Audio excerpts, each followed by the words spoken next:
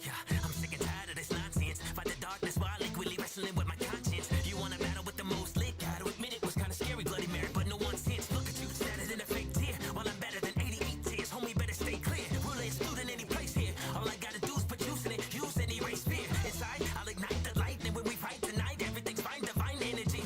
Who's better get used to? Who's better? See moves that'll take out your future. Who's Kessler? I'm activated, you're overrated. My conduit made it so that I'm greater than any better. Penn Station or any nation, your conversation is wasted. Place him on a table and take him back to the basement. I'll break you on my own. My thoughts lead to bad decisions, and it's taking a toll. It's just me. I don't do just fine alone. I may be someone somewhere between darkness and light. My conscience divided, lights a spark in my eyes to come clean. Tell me who can right my wrongs. Maybe someone somewhere.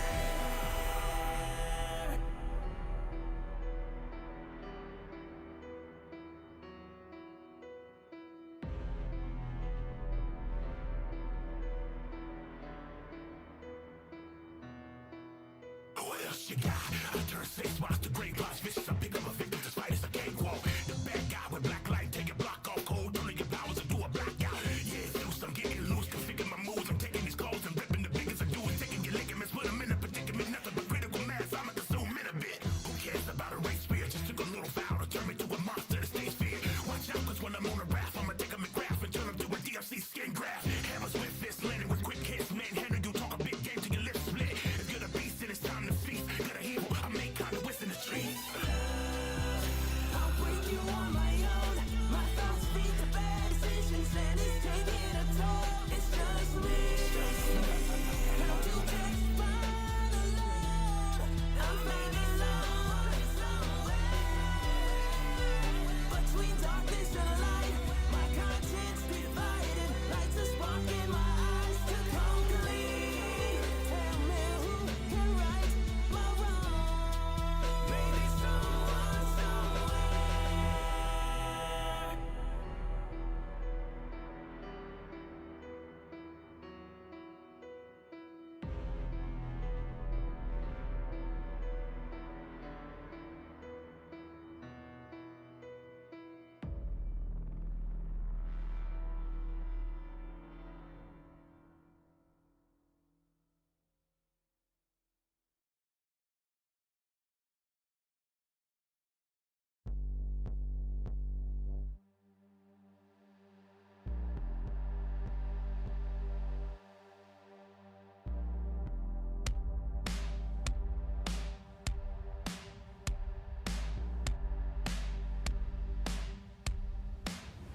You're messing with the greatest mutant alive. Out the tombs I rise. I've been a boss since the ancient times. I bring pestilence and famine, war and death. Watch the ravens pick your bones till there's nothing left. You're such a pest, I'm powerful, I punch the best. You claim survival of the fittest, I will live forever. Stop but never. The goddess of Hootie, mightier than any marvel. I break your face and improve each time I'm on.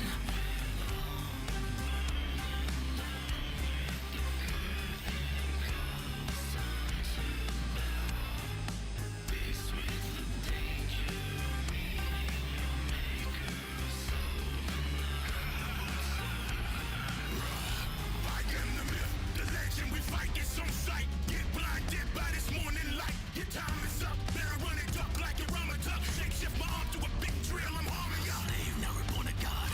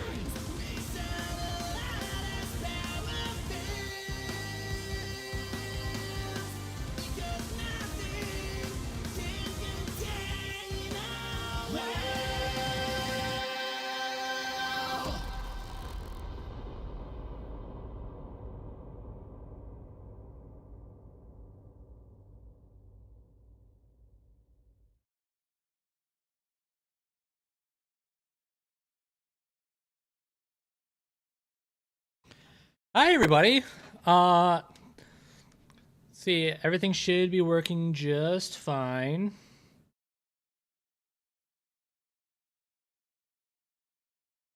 Let me get a bigger chat for myself here.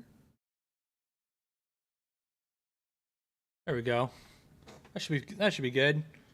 So hey, hi everybody. Welcome to a chill stream. I really don't have any plan for today aside from these guys. um, aside from that, it's just sitting here hanging out. We're gonna have some fun. Here you can see you clearly. Awesome.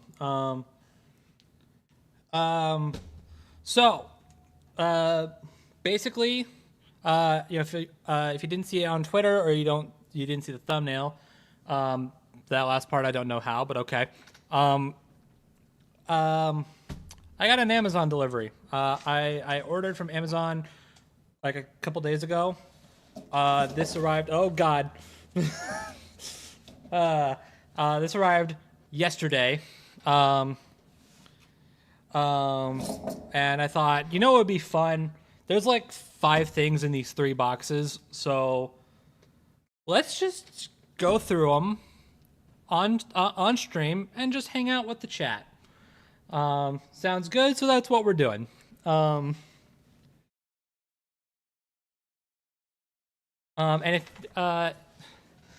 if you're wondering what they are, well, I have all this shit behind me. So yeah, it's more stuff for that. I did rearrange that though. I don't know if you noticed. I did a bit of a rearranging this week. Yeah. So really, this is just kind of a hangout. This is just me opening boxes and hanging out. And if you guys have anything you want to talk about, just put it in the chat and maybe we'll get a discussion going. In the meantime, I'm going to open up some boxes. I'm just going to go top to bottom. I did get rid of the tags so I don't accidentally dock myself. Oh, I should turn that on. There we go. Bit more light in here.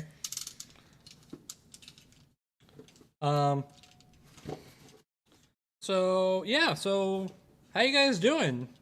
You guys have a good day today? I just got back from work like an hour ago, which is why the stream is which is why the stream was scheduled as late as it was.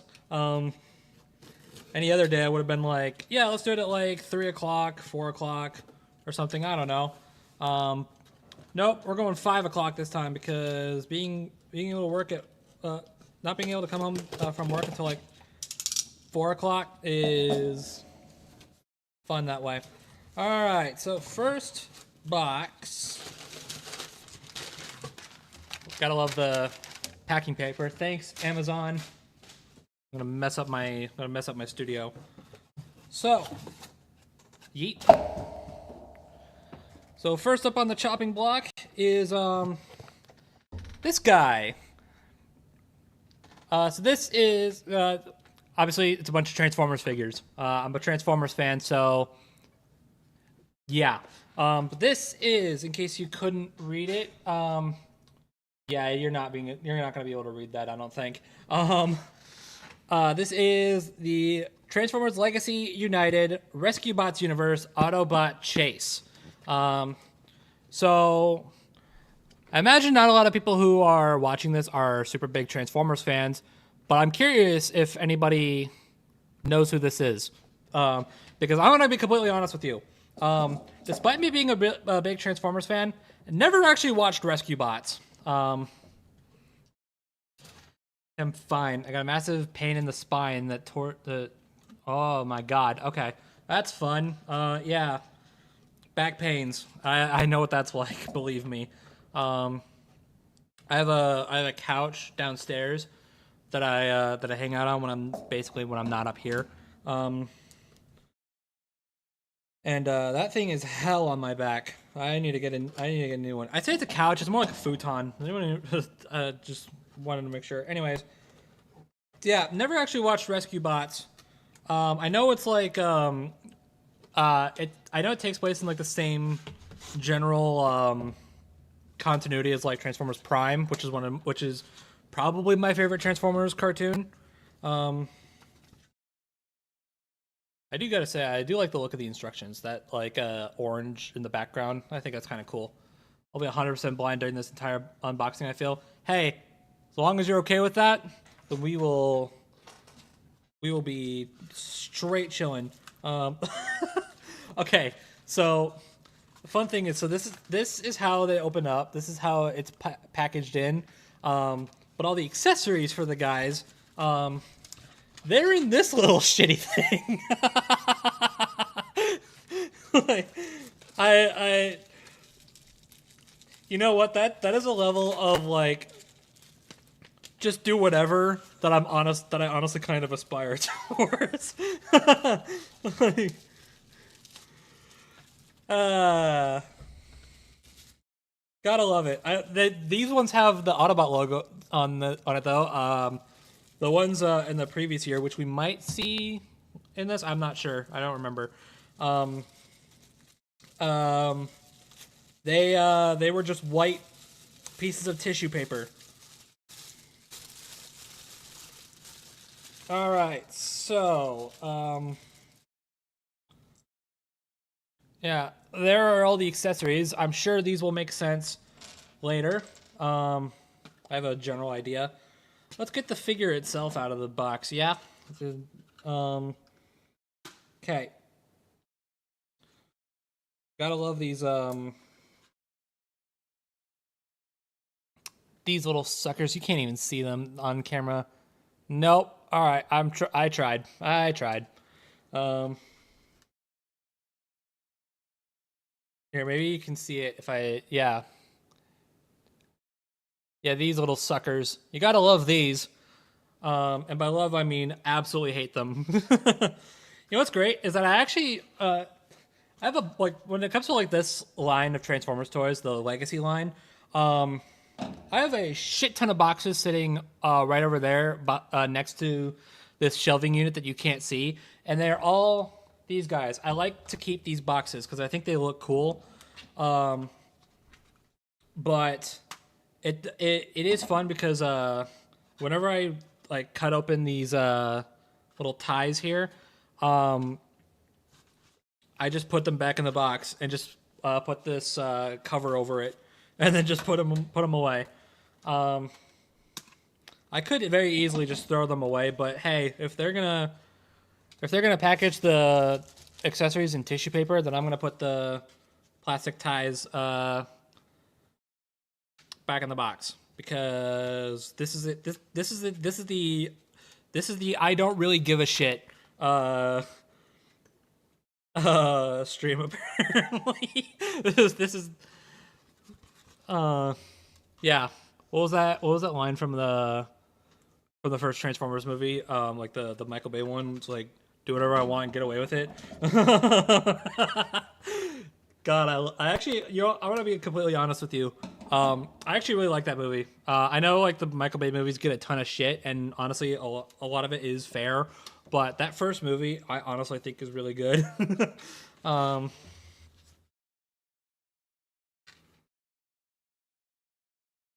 That seems to be more of like the popular opinion recently. Like the first one is really good. The second one is dog shit, and then the ones afterwards are kind of just like your mileage may vary. That's what it seems like, except for the fifth one. The fifth one is arguably as bad as 2, and then Bumblebee and Rise of the Beast are good. That seems like to me what the general opinion is on those movies, and I'm okay with that.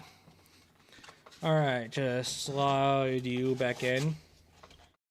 Anyways, I guess I never really finished my thoughts on Rescue Bots, but again, I haven't seen it, so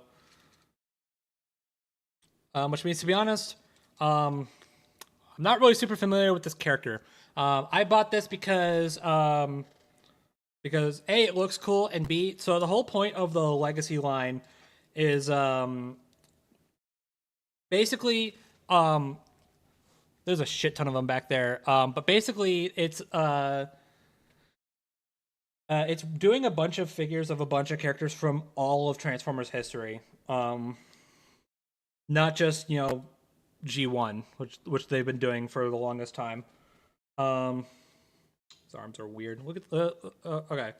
But yeah, so this is Chase. He's from Rescue Bots. I honestly couldn't tell you a lot about him. I know he is not the main character, which is kind of, or at least I don't think he's the main character. So it means it's kind of interesting that they're doing him first. And I don't know if they'll do any more Rescue Bots characters, but hey, you got to start somewhere, right? But overall, it seems like a pretty good figure. It's solid. Nothing seems super flimsy on this guy. The arm posability is super weird. Check this out.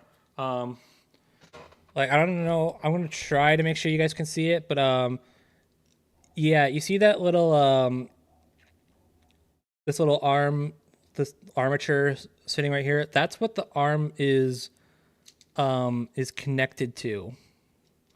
And it's better. You can better see it here. I'm not entirely sure why. Maybe it'll make more sense during the transformation. I don't know. Does it plug in? Because this one doesn't move much at all. Oh, yep, it plugs in. Just this one came unplugged out of the box. That's a good start. Does he have wrist rotation? He does not. God damn it. Okay. Well, whatever. Although it's weird. So, what I typically look for when it comes to posing these guys is well, for one, he does have it. He does have a waist joint. Waist joint. God, I'm a mess with this. Ankle pivot. Although this one, why do the ankles go backwards? I don't think ankles should bend this way. I don't know. That seems a little weird to me. But another thing I look for, and he doesn't have it. I can't rotate the wrist.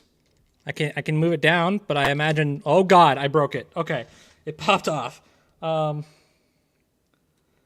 imagine it moves down for the transformation, but it doesn't rotate, which is kind of bleh.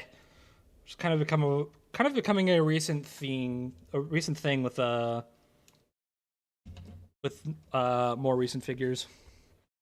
I remember my ankle bending that way, and it was not pleasant. Yeah, I can imagine. Where did those instructions go? Okay, let me see what these accessories are all about. Okay. We got these guys. I imagine these are police lights, which makes sense. His name is Chase. That tracks. These little suckers. Act.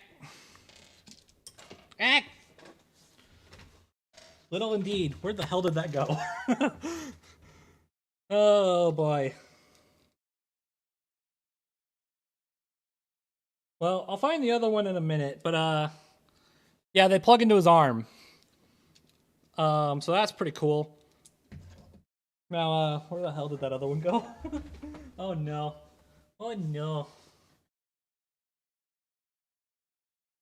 I just opened this thing. How am I already losing shit? Alright, hold on. Give me a minute. Probably fell under my desk.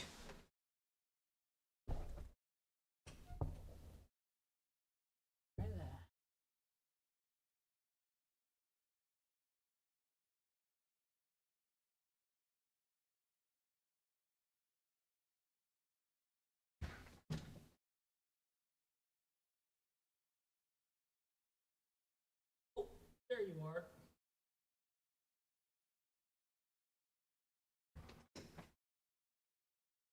All right. Gotta love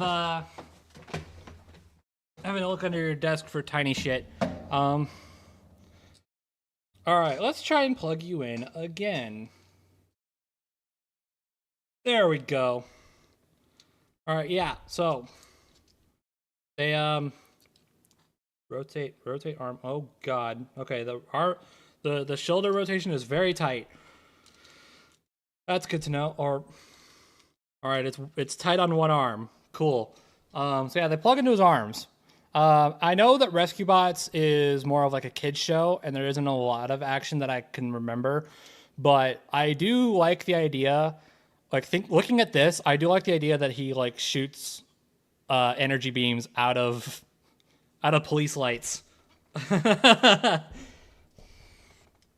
That's my headcanon for this. All right, what about this other thing? So like a claw thing? Eh.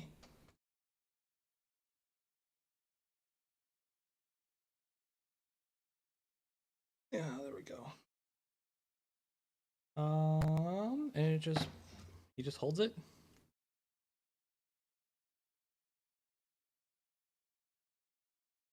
Does he just hold it? Hold up.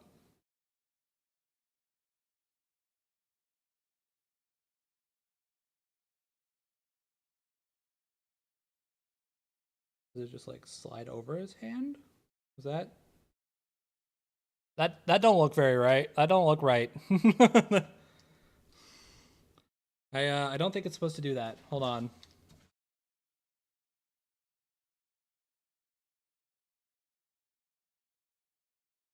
Oh, am I stupid? Hold on. Hold on. I think I know what to do.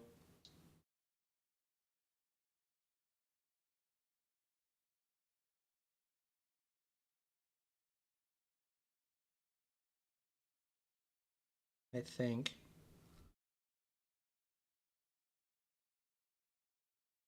Yeah. All right. That looks better. It slides over his hand. I tried to plug it in. So okay, so he's got police light blasters. Probably not, but that'd be freaking cool. And this whatever this claw thing is. All right. I can live with it. Oh, there's ads. I forgot to mention I turned ads on. So let me just see. You guys can still see me, right? Making sure.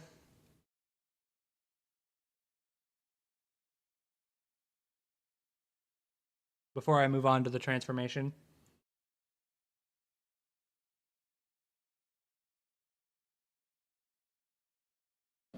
You mean the bitrate is at 0? Maybe I should turn the ads automator off. Hold on.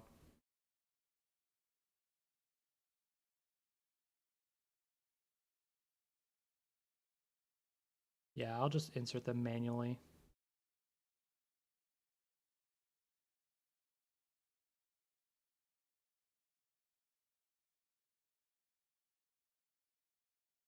All right, we good? I don't know.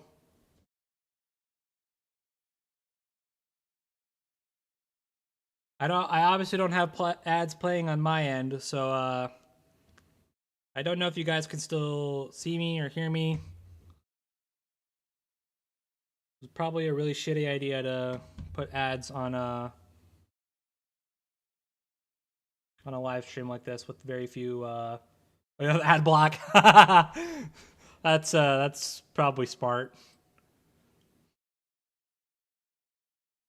All right, I'm gonna have my phone playing the stream on the side so I can see whether no, actually I have ads turned off, so screw it. All right. Well, on that note, let's get into wait, what? I'm missing part? missing a part of this.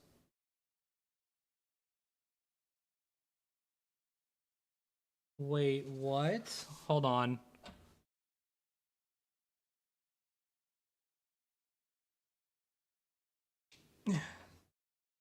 So according to the instructions, the claws can plug into, oh my god, the claws can plug into the police lights. Sure, why the hell not? I have absolutely no idea what practical purpose this serves, but sure. Sure. Anybody has any like headcanon on that? Let me know. Cause I no idea what that's all about. But alright, how about we just get to transforming this son of a bitch, huh?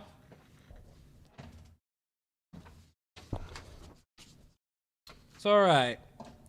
I have not like usually for some of these Transformers figures, I like to watch reviews on them prior to getting them, just to like get a brief idea of what the transformation is like. This guy, I have no idea. Ben 10 versus Simone the Digger. Pretty sure that sounds like a pretty solid win for Simone. But anyways, transformation time. Bear with me. I'm gonna be kind of focusing on this. But please continue to chat away in the chat. I'll be sure to see them. If I come across anything I think is interesting for you guys to see, then I'll let you know.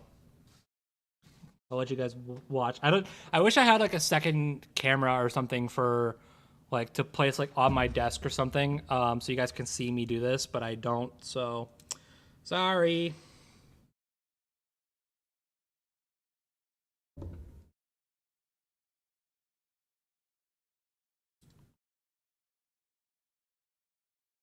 Again, one arm is had a question for my Q&A, but I thought you'd have a better interest. What's a Transformers character you like to see in DB now that we've got the main big ones? That's a good question. There's quite a bit actually. There's a lot I think you could do. More specifically, we're going in the right direction with when we did Unicron, but I'm still campaigning for a character that isn't from G1.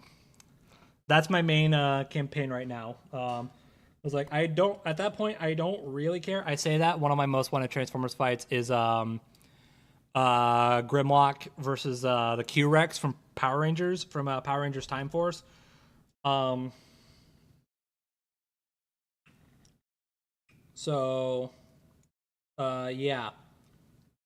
Apart from that, I don't know. I think Bumblebee would be pretty cool.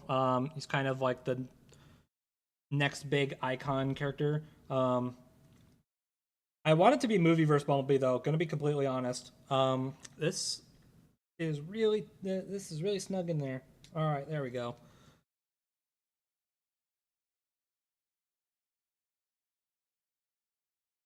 Come on. There we go. What do you think will be the season finale of Death Battle Season 11? I don't freaking know, dude. We're way too far out for that. Null versus IDW Megatron. I actually don't know a lot about Null, aside from the fact that he makes like the symbiotes freaking absurdly broken.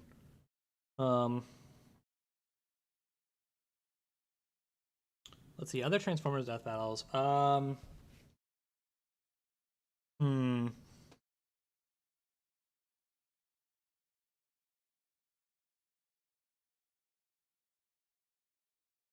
by the way, yes, the ankle breaking pivot was in fact what it was in fact meant for the transformation. Kind of expected, but still really weird.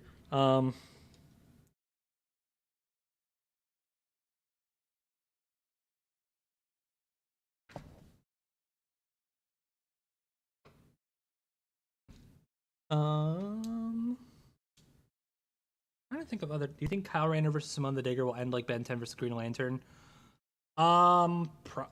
Probably not. Honestly, I think we're at a point where I honest to God think that we are at a point where people understand that Green Lanterns are just freaking busted, and Kyle's a White Lantern too, so that doesn't help matters at all. I know X versus Optimus Primal was in the Tournament of Champions. Oh yeah. X versus Optimus Primal, absolutely would love to see that. Seeing a Beast Wars character on Death Battle would be sick. I'm a petty biased son of a bitch. Can we get Dinobot? He's my favorite character. I don't know who he'd fight, but yeah, I would like to see him. I know. I also reminded me. There was an idea I saw that I thought sounded kind of neat. Was Megatron from Beast Wars versus Megabyte from Reboot. Does anybody here know Reboot at all?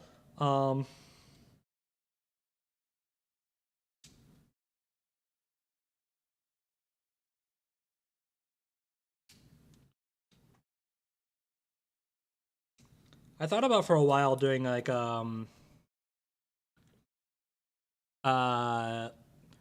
like matchups for every blank character. I thought about doing that, but for Beast Wars. But I kind of ran into a bit of a complication in that a lot of Beast Wars characters don't really have a lot of matchups. And the ones that do aren't like entirely super popular, and I don't think they would mesh well with a lot of people. Oh,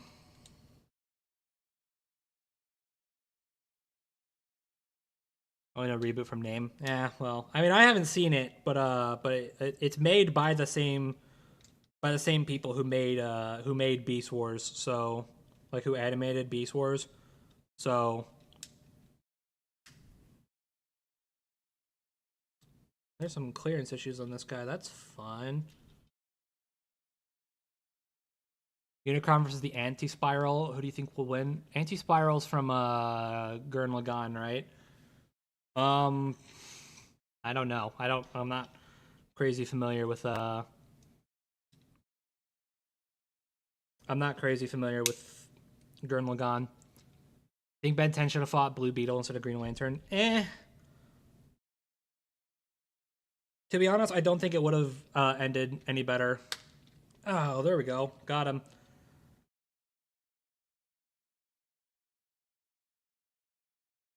Where did those? There you are. Put you on here to complete the weapon storage. And there we go. He turns into a police car. You know, I guess you really should have seen that one coming, huh?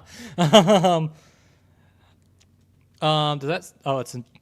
Anyways, so yeah, that's pretty cool. Underside's a bit of a mess, but like it's kind of an unwritten rule at this point that you don't look at the underside. Because honestly, God, who's gonna display their Transformers figures like this? Like I don't know.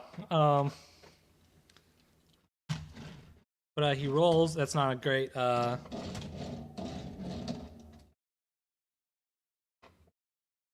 Ben 10 comes back in the death battle. Who should he fight? I mean, you mentioned Blue Beetle. That sounds kind of cool. To be honest, I think I'm chilling with Ben not returning to death battle ever again. After the outrage of what happened last time. Especially since, like, if he fights Blue Beetle, then yeah, I don't think he's gonna win that either. So yeah. I know Beast Boy was also big for a while, but I don't know. That one never really vibed with me. But anyways, yeah, here's Chase. He's pretty cool. He's pretty cool. I like him. You can't see it, but he does roll very well, in fact. I obviously can't judge accuracy. I haven't seen Rescue Bots, but It is a sick-looking police car. So I'm cool. I'm cool with it.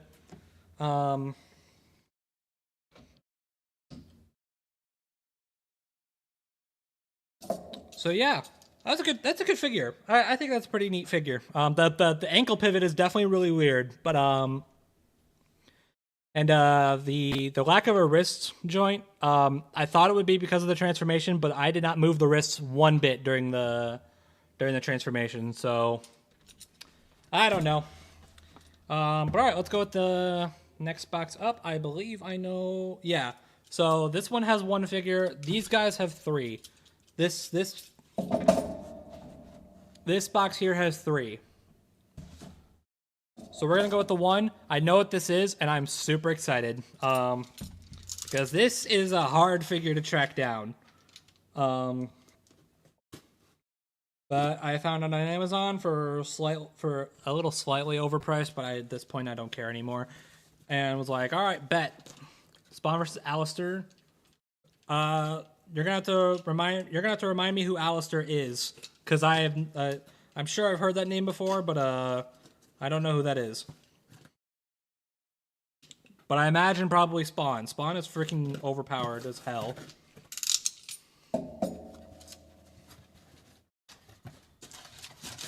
Alright. Yeet. Okay, don't want to show that. I think this fight happened, Ben 10 versus Simone the Digger. How do you think the fight will be like? I don't know. Hopefully let's just get Simone versus Kyle and call it a day. Alright. Alistair's the big red guy from Hazbin Hotel. Oh, that's why I don't know it. I've never seen that show. Okay. So this is a big one. I kind of feel like I could save this for last. How much did all these toys cost you? Don't ask. It wasn't that bad. It wasn't that bad, but I don't know if I'll ever buy more than one figure ever again. So this is the Studio Series Gamer Edition War for Cybertron Optimus Prime. Now, I remember playing the shit out of this game. I had this game for, I believe, PS3, I think. But now I don't have a PS3, so... And neither Sony nor Xbox wants to make it backwards compatible with their other... with their newer consoles, so I really don't have any way of playing it. I really don't have any way of playing it again. And then the online servers shut down like a couple years back. I mean, it makes sense. The game is like 10 years old, but still, that kind of sucks. Still, goated game. Absolutely goated game. Oh, yep. There's the white tissue paper. I mean, I don't know. Maybe now that Microsoft has bought Activision, maybe they'll let High Moon maybe not remaster War for Cybertron and Fall Cybertron, but like re-release it on like Game Pass or some shit. I think that'd be sick. This one comes with twisty ties, which is better, but still not my favorite. I mean, I guess they have to keep it in the box somehow, but this is like my least favorite part of opening up a box, is getting rid of all these all this shit that holds the figure in. This figure, okay, I'm just gonna say this figure is a hard son of a bitch to track down. Once it came out, people bought it like everywhere. And my local retail stores, I typically go to like Target or Walmart to buy my Transformers figures. Currently, they kind of suck because they do not keep up with modern releases at all. It is a once in a blue moon chance for them to get something that I either don't have or don't give a shit about.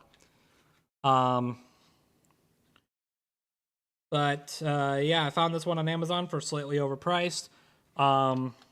and was like, all right, got to do it. I do have, you can't see it, he's covered up.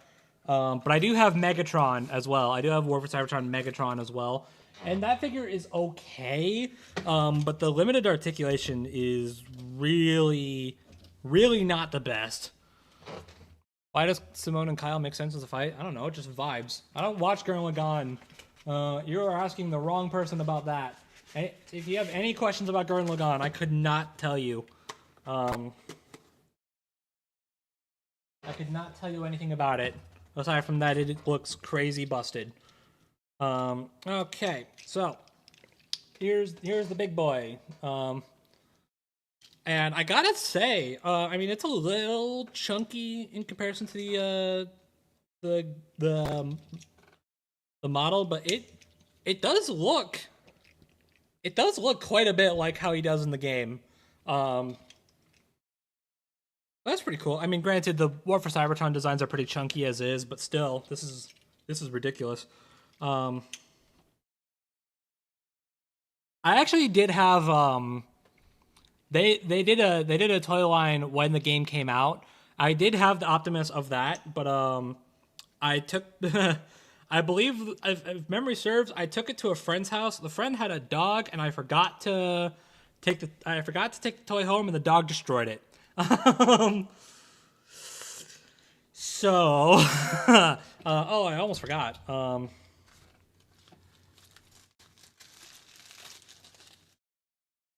Get the accessories out.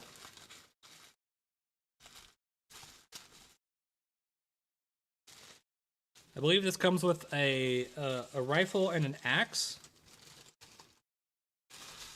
Why Death Metal didn't use Darth Vader full potential fight with Obito?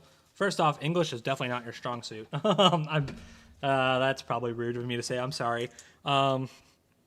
Secondly, like that. I'm assuming you're talking about that one form from the expanded universe, like that one like force form or whatever. By the way, yeah, here's the axe, and it does come with a gun. Let me check the posability on this thing. That form doesn't... I'm just going to tell you right now, that form doesn't mean shit. It's really... If memory serves, it literally is just a... his... It's basically like the embodiment of him from, like, inside the Force or something. Like, as a projection of the Force or something. I don't remember. But it really is not all that. Like, everybody keeps using it as like a... like everyone keeps calling it God mode, and I really don't understand why.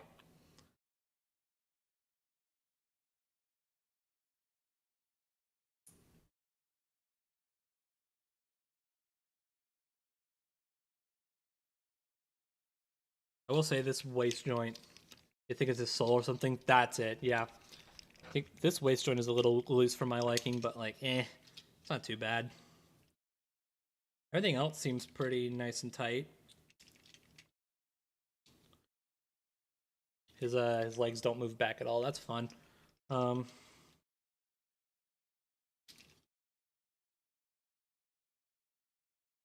will say just right off the bat, this is probably a pretty solid improvement over that Megatron. In fact, you know what? Hold on. I'm gonna treat you guys with something real quick.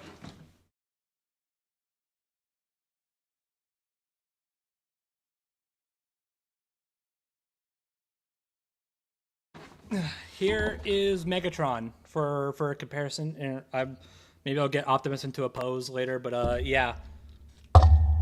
Here you go. This is them together.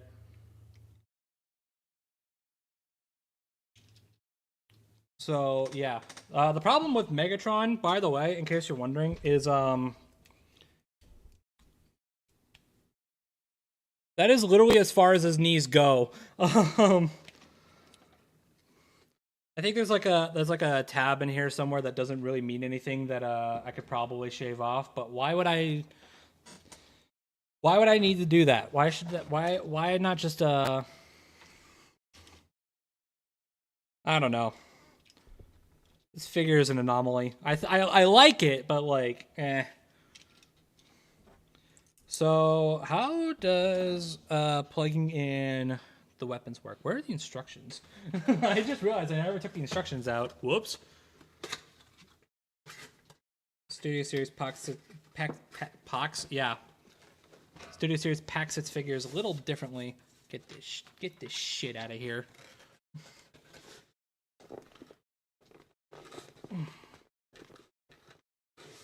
There we go. Because this does, I'm not gonna pull it out, but this, the Studio Series figures do have like a backdrop or something you can display them with. I don't. By the way, I also hate Studio Series instructions. You saw the Chase ones, right? Look at this shit. Why is this a thing? Why? Like if you're gonna give me a figure with a lot of steps to the transformation, the least you could do is make it like a booklet or something.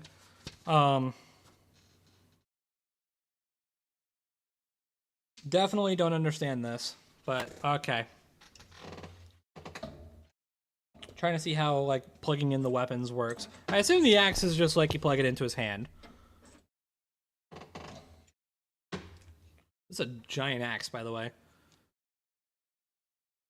Yeah, there we go. Yeah. Yeah, that looks neat.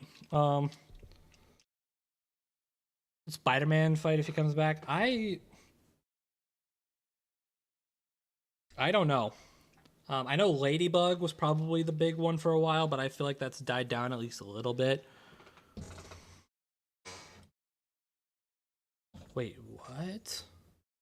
Oh my god, the axe opens up. That's pretty sick, actually. But I will keep the. I'm gonna keep it closed.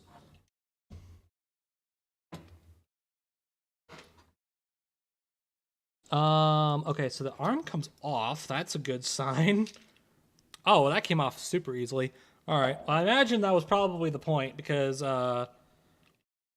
in typical War for Cybertron fashion, the weapons,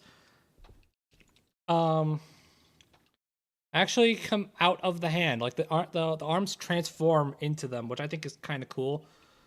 And I'm glad that the figure, replicates that. I think that's pretty sick. Powerful as White Lantern, Kyle Rayner. So you know Green Lanterns are like busted, right? White Lanterns are basically like...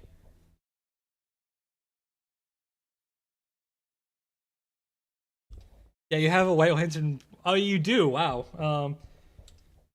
You do have a White Lantern profile picture. That's fun. Yeah, why aren't you telling us that? Anyways, yeah, White Lanterns, if memory serves, are basically like more powerful than like any other lantern. So, yeah, that's the most I can tell you. Oh my god, wait, hold on. He does have the Matrix. Does it come out? It does. Look at this. Look at this tiny little thing. This thing is... Let me see if I can focus. Focus, please. No? Okay. Shit. Maybe if it's in Optimus. There we go. The fact that that tiny little sucker is like one of the most powerful relics in Transformer history, I think that's amazing.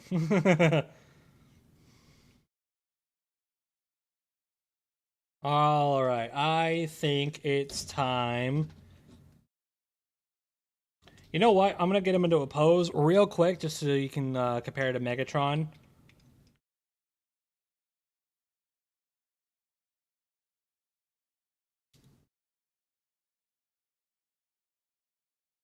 And then I'll get to transformation.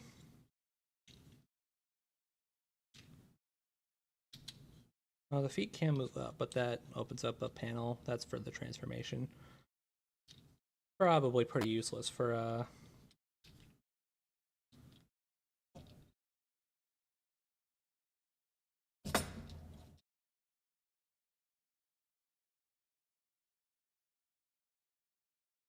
Black Left Temper always dies in Transformers. I don't know. Let me move my mic up a little bit.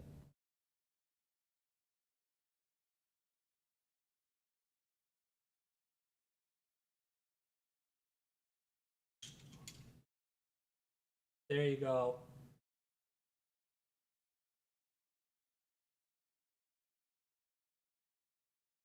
That's a thumbnail right there. That's a standoff you all wanted to see. And surprisingly, we didn't actually get it until Fall of Cybertron.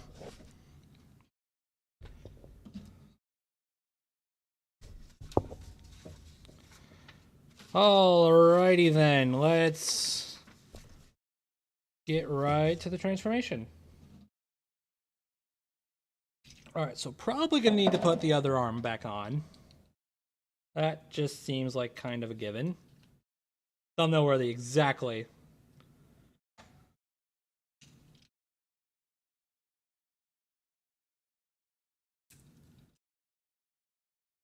There we go. Getting back to a neutral pose.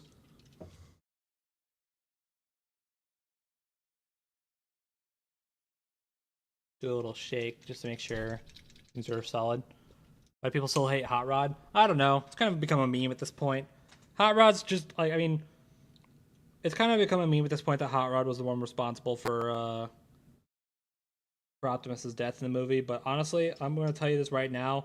Optimus probably would have died anyway.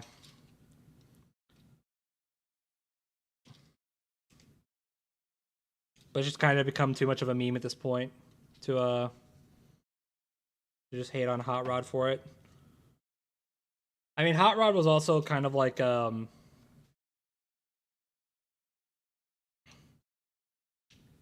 Hasbro's excuse to kill Optimus. Like, you know, that was kind of the whole point of of that movie. I love that movie, but it is basically just like, hey, you know all those like characters you like so much from like the original cartoon? Yeah, we're just gonna like slaughter all of them and replace them with new guys that you have never seen before and probably won't give a shit about.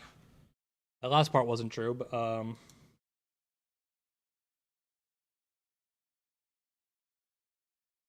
rest of it was. It was still a stupid idea to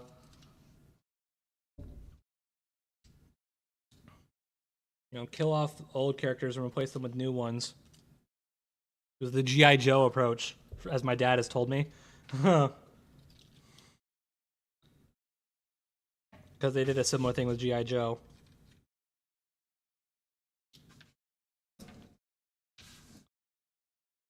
It's their Miles Morales, but failed.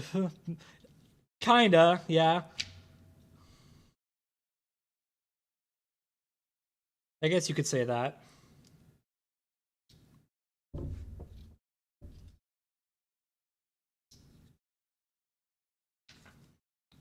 I'm going to deal with these shitty instructions while also trying to maneuver around my mic. This is why I hate Studio Series instructions. By the way, at this point, like it's called Studio Series because originally the line was meant to be more so just for the Michael Bay movies, like giving us figures of this quality for the Michael Bay movies, which I think was fine. And some of those figures are really good. But then they started doing like the '86 movie, and I'm like, oh, okay. I mean, it's still a movie. But now they're doing War for Cybertron, and as much as Optimus is impressing me so far, it still is kind of weird to be like, to call it Studio Series. Like, at this point, I feel like the name Studio Series has kind of lost all meaning.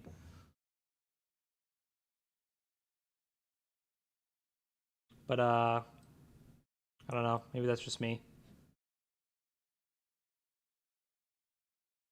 I mean, I guess games are still made by studios, but still, you know what I mean.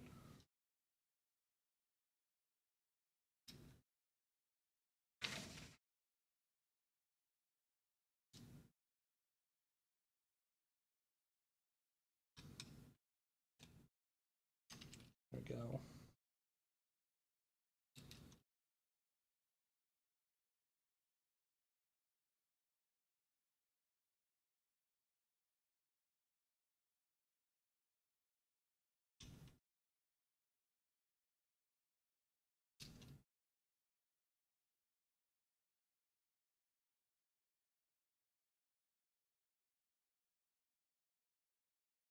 Am I doing this wrong? I probably am.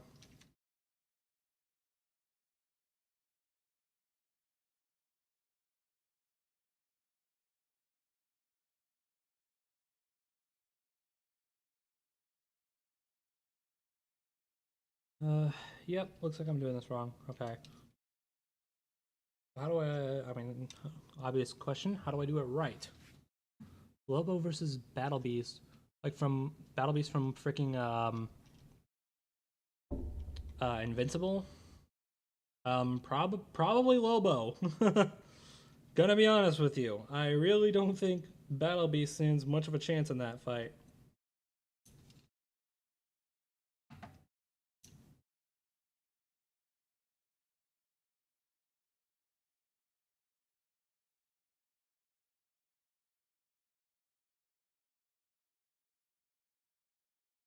I know Battle Beast versus like Boros is a thing too. That sounds kind of neat.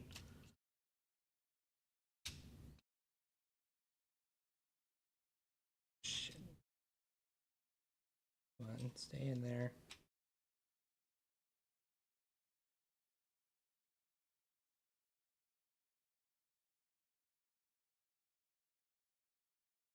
Yeah. This current step I'm working on kind of doesn't make much sense, but I'm working with it. Oh wait, hold on. Okay, no. All right, so part of me was just stupid. The other part of me is still very confused. Am I still stupid, or am I missing? Or am I? Or is this just? Okay.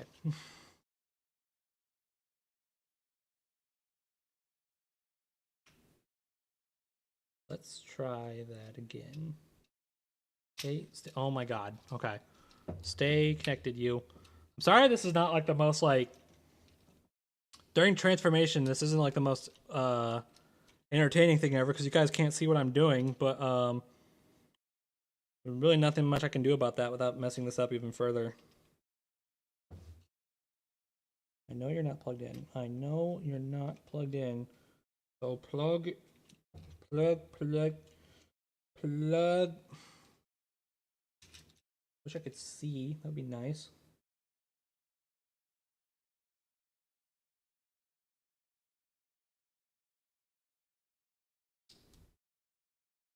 One arm's plugged in and the other is not. Why? Get in there. Get in there. There we go. There we go. Got it.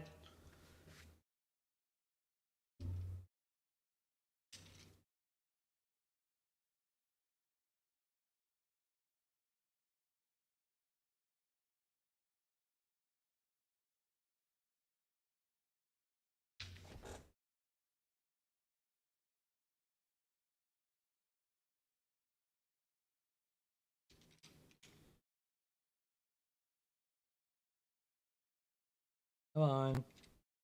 What am I missing here?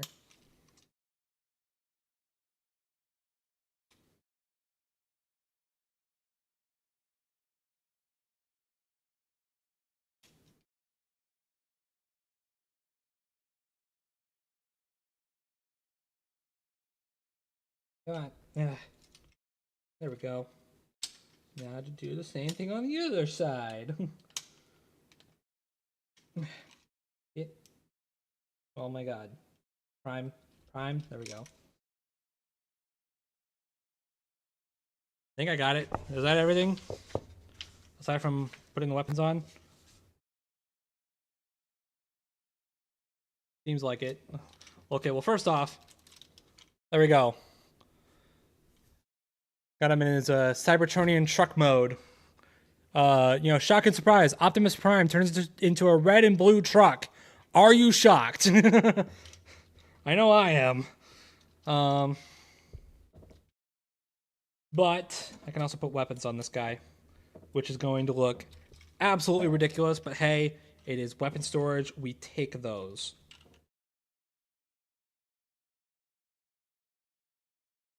Something was sliding around downstairs. That's fun. How do you?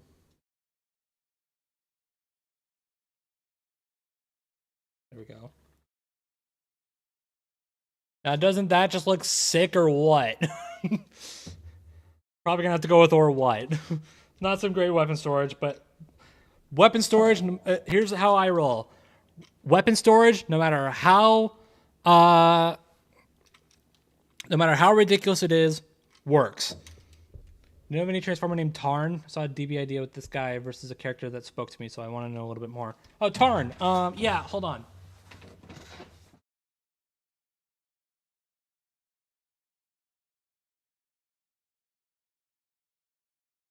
I assume you're talking about this guy.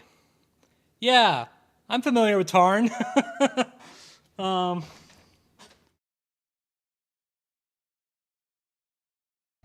I've actually been wanting to find a Tarn match for a while because that design is raw as hell.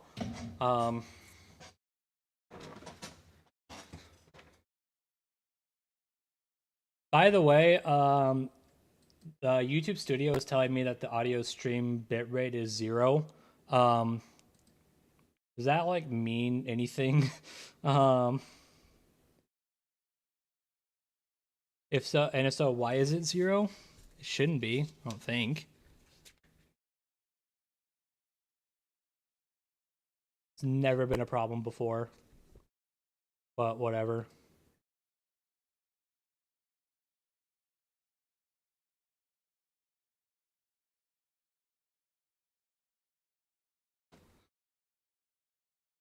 All right, well, that was okay, hold on. Actually, does he roll? Yes, he does. Yes, he does. The only problem I have, aside from look at that underside, but at the same time I don't care. It's the only problem I have with it is this, like the top is a little, you can barely see it, but the top is a little gap heavy. That's not my favorite thing ever, but like, it's still. Oh, and also his hands are sticking out. I know all this engineering for a Voyager class figure, and his hands are sticking out. I don't know why. There should be like matchup I saw was Tarn versus Fulgrim from Warhammer 40k. See, that's where you lose me because I am not familiar with Warhammer 40k at all. If memory serves, so Tarn is the leader of the Decepticon Justice Division.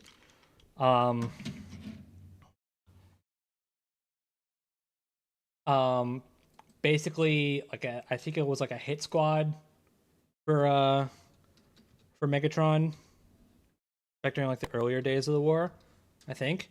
Hold on. Do some searching before I open this last box. I say last box because there aren't 3 figures in it, but anyways. Okay, yeah, Tarn is an eloquent Decepticon. He enjoys nothing more than playing beautiful music as he waxes poetic quoting toward peace and other philosophical works by Megatron. He intends to indulge these pleasures. At the same time, he's using his outlier ability to cause the Decepticon Justice Division's latest transgressor's spark to self-destruct. I can read, I swear. Yeah, also, yeah, that's another thing. I do remember Tarn is brutal. Like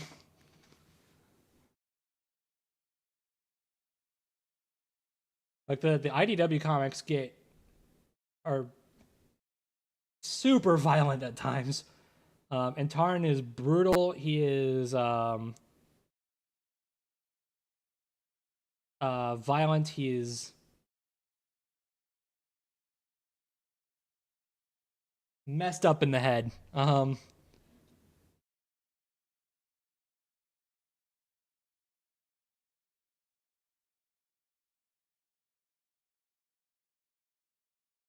I believe the story goes is that after Megatron's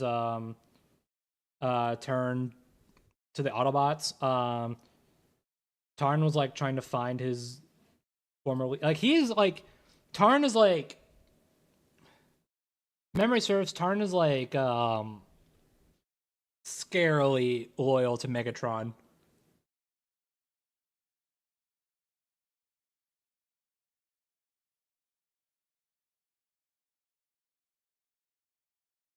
I don't know. Yeah, look him up. Look Tarn up on TF WikiNet. That's like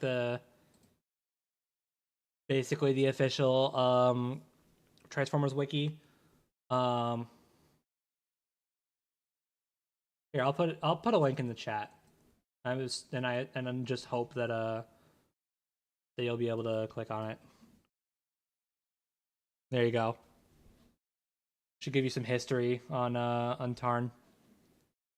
I need to actually read those comics.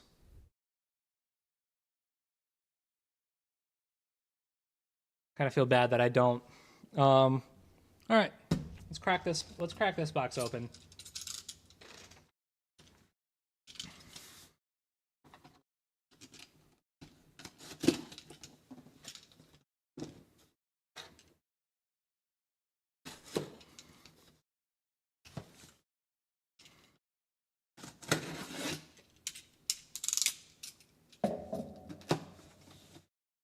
Okay, yeah. Wow, no packing paper this time around. Lazy. So in this box, we have a lot of legacy figures. So we're done with Studio Series. Let me just put these over. Put this over here. So we got Legacy United Core Class Energon Megatron. Which I will open first. We got Deluxe Class Windblade. This is a Cyberverse, I believe. Yeah, Cyberverse Windblade.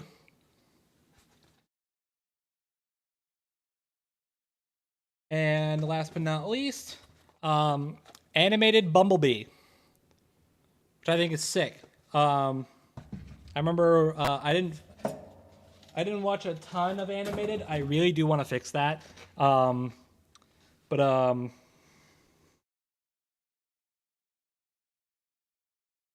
remember watching like the first episode or so with my family when it came out, and I thought it was pretty cool. And then I just never watched, and I just never really sat down and watched any more full episodes ever again. I've watched a ton of clips. It's pretty cool. But anyways, I'm gonna do Megatron first because he's a core class. Also, I know Fulgrim, but TLDR, he's one of the Primarchs, aka clones of the Emperor, who pursued imperfection in everything he did and got corrupted by it. Okay. Yeah, I don't know how well that meshes with Tarn. So Energon. This was a show. This is the second part of the Unicron trilogy. Now, giant sadistic demon snake who's all about excessive pain, pleasure, and other horrible shit. That matches with Tarn. That stacks up. Yeah. So anyways, yeah. So Energon. So this is Megatron from Transformers Energon, the second part of the Unicron trilogy, and gonna be honest, one of the worst, if not the worst, Transformers shows out there. Complete with abysmal animation, character assassination of every single returning character from Armada, the superior Unicron trilogy show.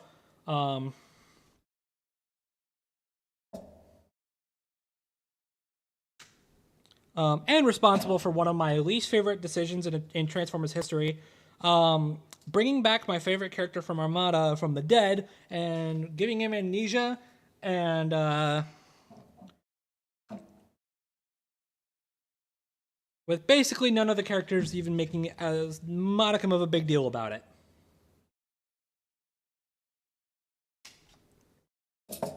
The Tarn link you gave me didn't work. Damn it. Okay, you know, I'll probably just DM you. Remind me later. I'll just DM it to you on Discord.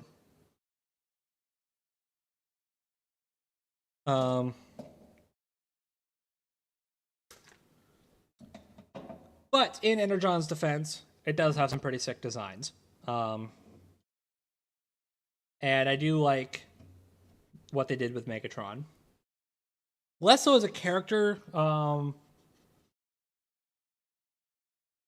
He's not like awful as a character in Energon. He's one of the more decent ones. But the design, I think the design is pretty sick. So yeah. Although this figure does not come with that sword they made a big deal about in the first few episodes of the show, and then never again. Energon has basically all of the problems with that one might have with a shitty anime dub. I say that as if its Japanese counterpart, Super Link, is any better. It's not. Super Link is awful. But yeah.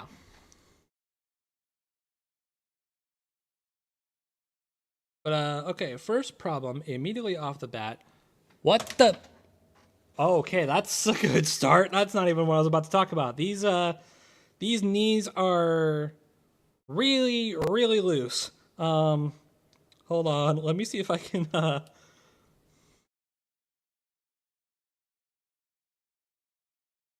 me see if I can put this back on. I totally did not intend for that to happen. All right, this guy's got some quality control issues. That's for damn sure. The other leg just popped off. Although that probably would explain why they're so loose. Come on, get. Holy shit. Get back. Oh, I have it the wrong way. That's the problem.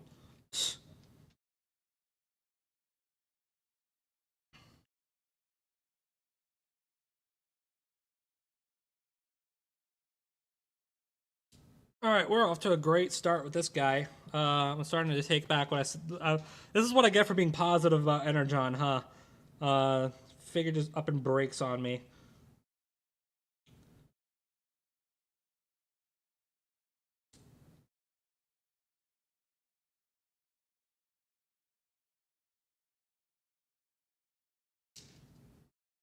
Well, on the bright side, the knees are tighter, but still a little too loose for my liking.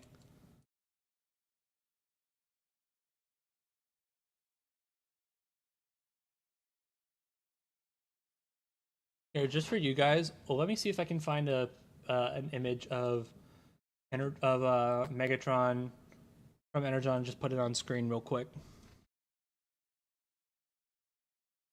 just so you get a better idea of what he looks like, and then I'll just put him. I'll just put the figure side by side with it.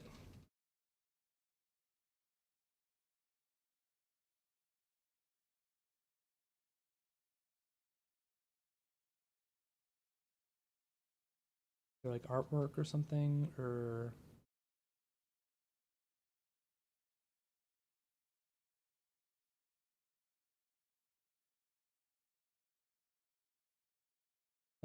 funny that most of the Google images I'm seeing so far of the figure I have right in front of me. That makes sense.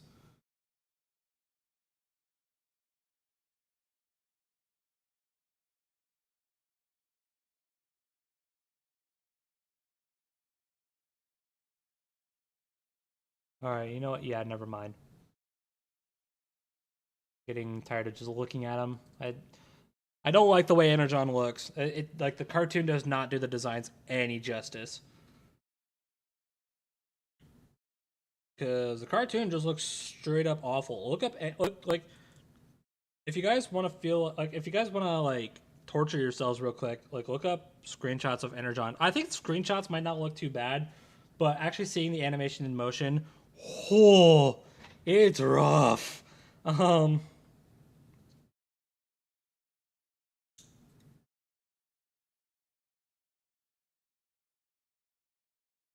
They tried to blend the regular anime like 2D animation for the human characters with like 3D CGI for the Transformers, and it looks so bad. Um,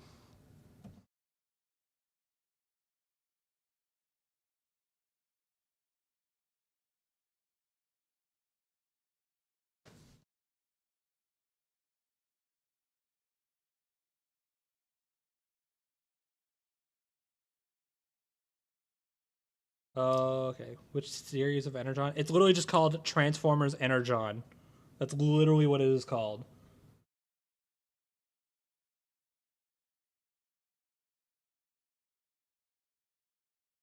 Okay, there. I've not. Oh God.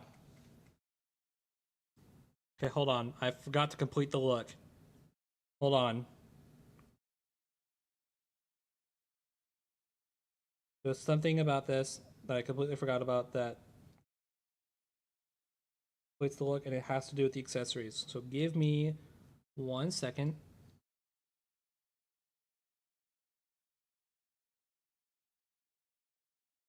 There we go.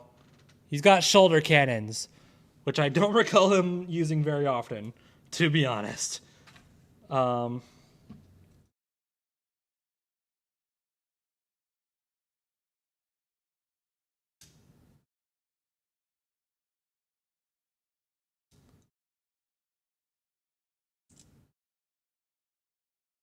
Imagine it's supposed to face this way. Hold on. There we go.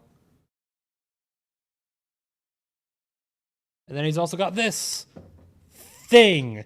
Um, I don't entirely know what this is supposed to be. I guess it is his sword, actually, now that I think about it. Maybe because it's not painted. That's probably the problem. It's just like it's just like a hunk of gunmetal gray plastic. Although I did just realize that I don't know if you could see it properly, but the tip of it, like the back end of it, kind of looks like Megatron's tank mode from Armada. That looks kind of cool, actually. Energon Optimus looks so fat. Yeah, yeah, you're probably looking at the right one. Um,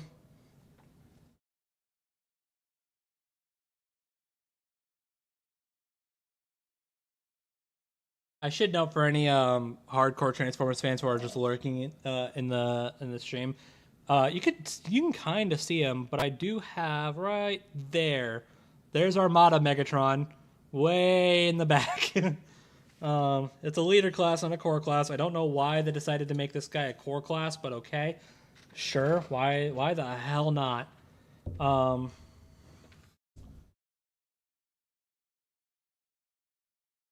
Oh wait, hold on. Can you? Oh, okay, that's kind of cool. The cannons don't rotate down on their own, but they do have like separate pegs that can make it look like they're rotating down. That's pretty cool. That's a cool feature.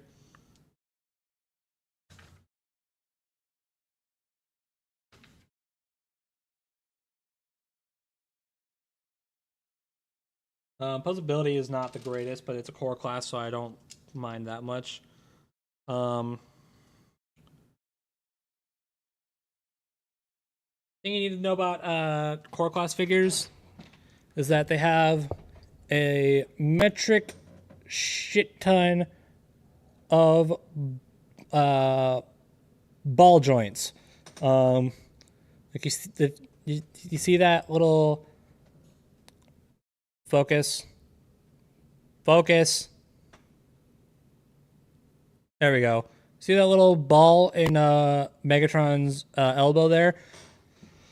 That is known as a ball joint. Obviously, it does and allows for a lot of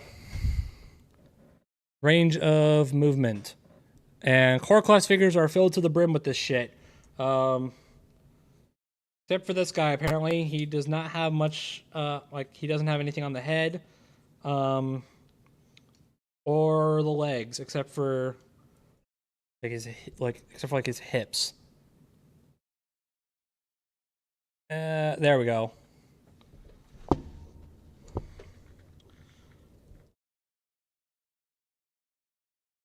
Professional toy reviewer, not having a second camera for his toys. Probably should think about that next time I do this. All right, let's just get to transformation. It's a core class. Bionicle joints, as I used to call them. Yeah. Yeah, sure, we'll go with that. Come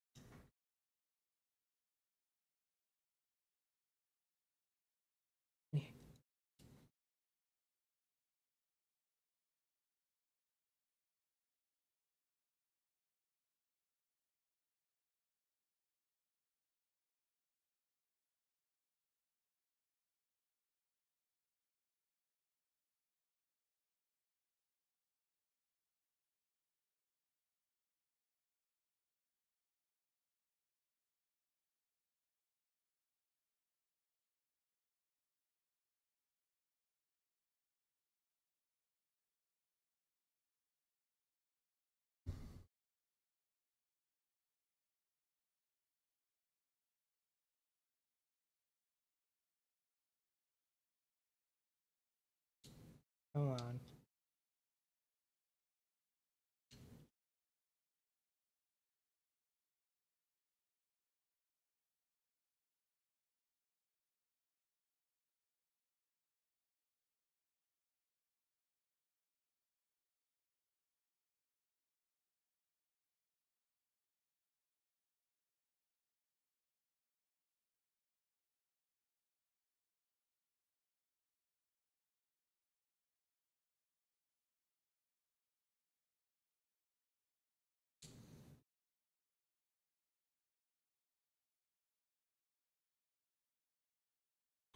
Why does Death Metal hate Batman? They don't. Next question.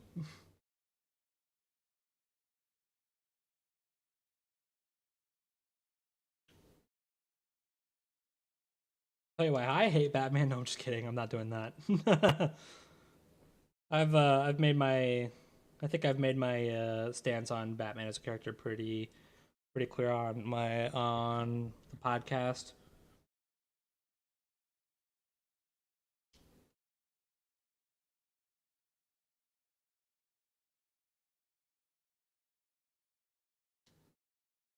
And there we go. He turns into something. I mean, it's like a jet. It's like a alien jet, I guess. But like, what? Focus. Focus. Focus. Come on. Whatever. That's probably as good as you're gonna get. If I just black out my face. Yeah, that's probably as good as you're gonna get. Yeah, I don't know. You know what you do when you hate a character? You sure as hell don't put them in your show 4 times. Yeah, true. Yeah, they clearly hate Batman so much they put him in Death Metal 4 times. Mm-hmm. Mm-hmm. That just makes sense. It's like a Netflix adaptation of the Space Invader ship. I feel like I'm supposed to know what that is, but I don't. I think Death Metal do Lucifer Morningstar versus Marvel the Beyond. What is Marvel the Beyond? Oh, are you talking about the Beyonder? Probably not. What was that? Was it the Beyonder? I know Liam had like had a had a idea for Lucifer Morningstar. It might have been the Beyond. It might have been the Beyonder. Now that I think about it, if anybody knows what I'm talking about, let me know. Because I honestly don't remember, but I'm pretty sure I remember seeing that.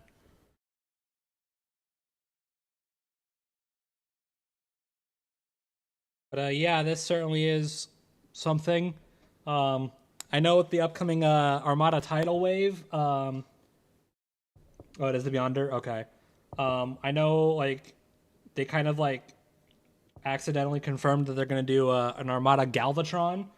Can we get an Energon Galvatron? Because I do think I like that paint job a little bit more than this one. But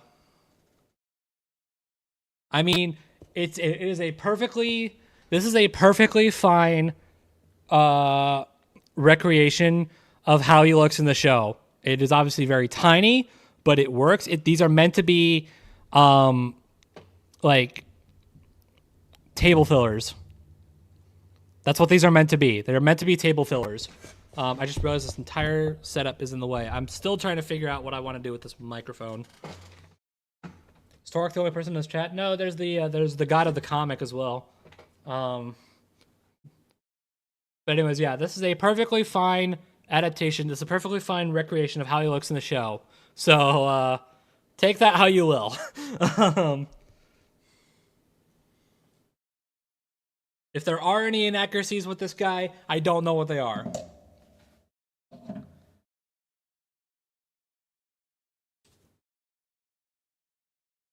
So yeah, that was Armada Megatron. It's a decent figure. Like the figure itself is perfectly fine. It's just I'm now kind of realizing that I'm probably never gonna buy an Energon figure, ever again. I bought this one because, like, even though I despise Energon with a passion, I bought this guy because I thought I like the Megatron design. I really do. And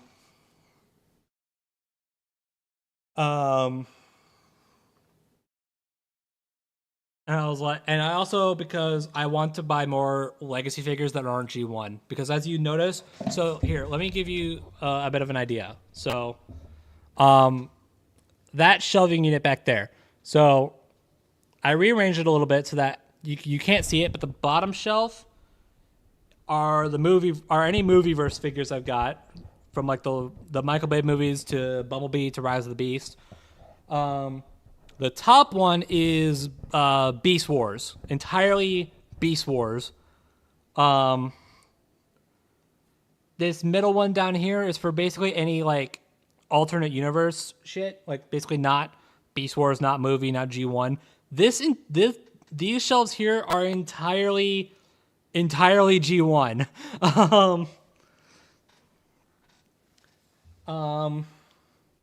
I think I should stop buying G1 figures. We also got Menasor back here. You can't see him, but Detritus is there. We got Metroplex. He's not G1, but he's too big to fit down there. The things we do for the collection. Exactly. See, he gets it. So yeah. What is the most hated Death Metal video? It's probably Ben 10 versus Green Lantern at this point. I will say there's one more G1 character I do want to get. It is the Studio Series Voyager class Ratchet from the 86 movie. I do have you cannot see him. I seriously doubt you could see him, but I do have Ironhide, and he's a really good figure. So I want to get Ratchet to complete the set, and then I'm probably gonna stop there.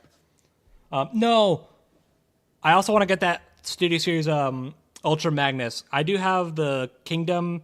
You can kind of see him. He's the biggest guy there. I do have the Kingdom Ultra Magnus, but once I get the Studio Series one, I'm probably gonna get rid of the Kingdom one. So, all right. Anyways, so question: these are both deluxe. The last two are both deluxe class figures. So, animated Bumblebee or Cyberverse Windblade? Which one should I do first? First person to tell me which one of these two to do first is the one I'm going to do first. So, Bumblebee, Windblade, go.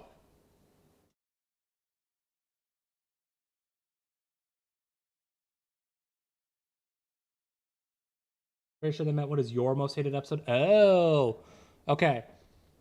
Did not know that. All right. Because he says what is the most hated. Mine is Starscream versus Rainbow Dash. I've gone on record for that. Bumblebee. Torek says Bumblebee. All right.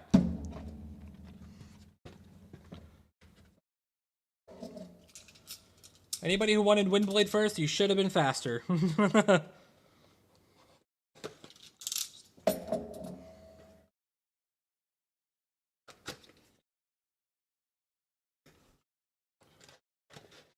I said this earlier, but I do really need to give animated another go. You got the tissue paper accessories.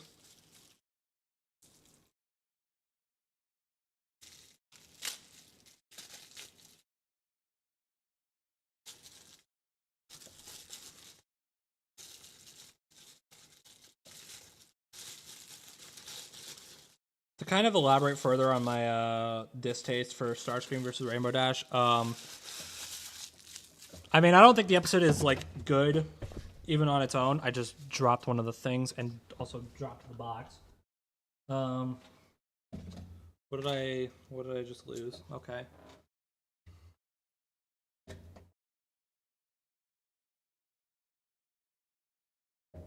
Oh, wait, there you are. I thought you went a little further than that. All right. Anyways, yeah, to elaborate further on Starscream Rainbow Dash, I mean, I kind of went over it on the podcast, but basically, Ben went on record to say that that fight would not have happened if Starscream had won. Mostly because of like, well, what I imagine the reason for that being that like if Rainbow Dash had lost, then it would have kind of detracted from the point of like, oh man, look at how busted My Little Pony is. And then you look at freaking Raven versus Twilight and Bill versus Discord, and you realize that the pony characters can still lose and still look overpowered. I say that I know full well that Twilight was downplayed in her episode, but that's not my point.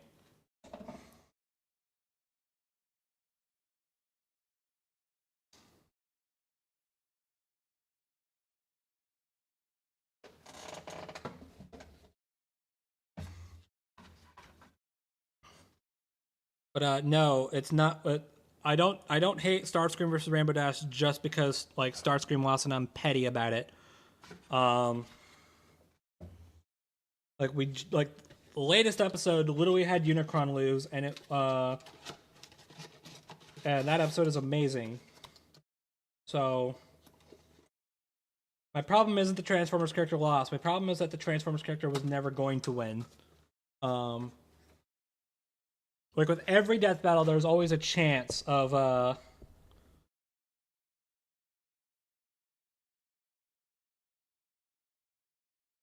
there's always the chance that you could be wrong about a fight's outcome.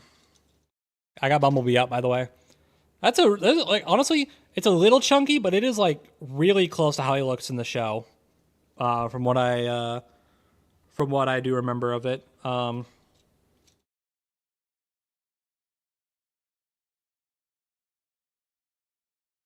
I remember seeing the listings for this come out, and I was like, oh damn, like that looks actually pretty legit.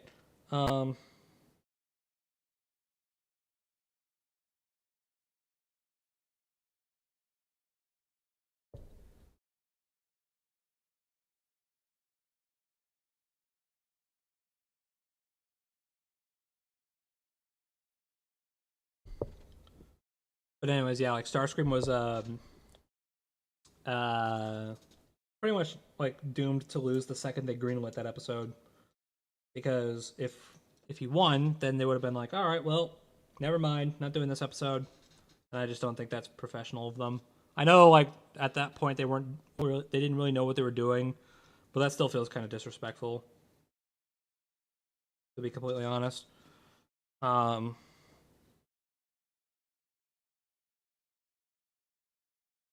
It probably doesn't help. I mean, not that it really matters to me personally, but at the time, seeing Starscream loses to Rainbow Dash in what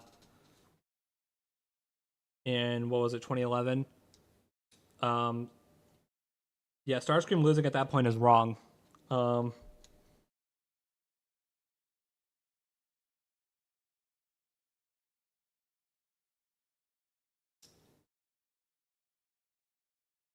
Come on, get in there, get in there, get in there, get in there.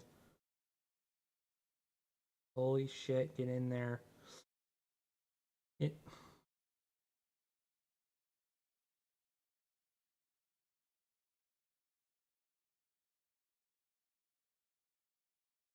This is too thick? Is the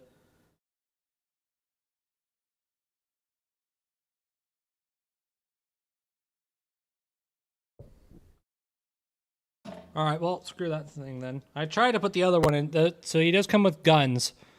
Basically, like this is like a bee stinger, which I think is a neat concept, and it connects to this. He does come with 2, but I could not put this one in the other hand, no matter how hard I tried. So, yeah, not doing that. Season 1 had a lot of disrespect. I mean, yeah, true. Damn, look how far up his head can go. Waist joint, cool. No. Oh, he does have wrist swivel. Yay.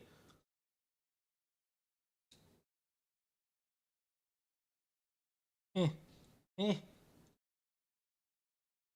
we go. Anyways, this is by the way, this is what I was talking about with Chase. Wrist rotation.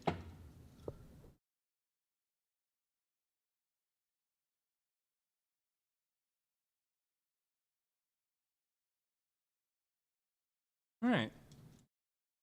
Seems solid enough. He is, I will say, I mean, makes sense given the character, but he's small. He real small. Like,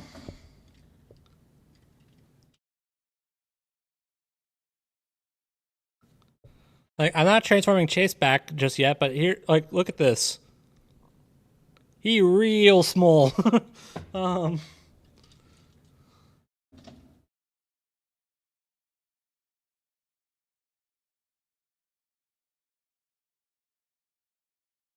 But yeah. Seems neat. Oh, look at the. I mean, I don't know if you can see it, but he does have a little like. Stupid. I wonder if I turn off the light. Maybe that'll fix it. He does have. Focus. Focus. Focus.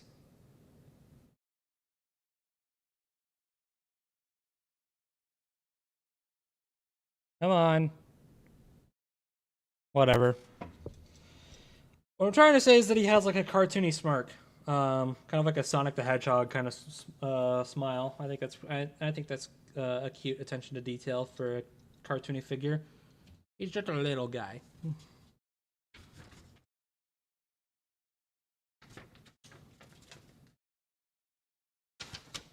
A little guy with some big ass instructions, and this is just one side. Although the arms do something I totally forgot were a thing. The arms and the guns do end up doing something I forgot was a thing from the show. So hold on, let me do that real quick, and then I'll get to transformation.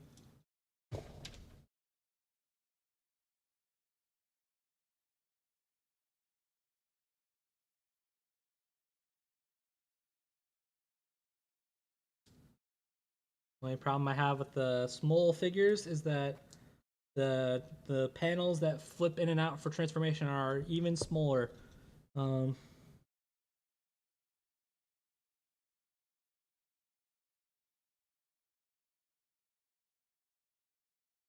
They are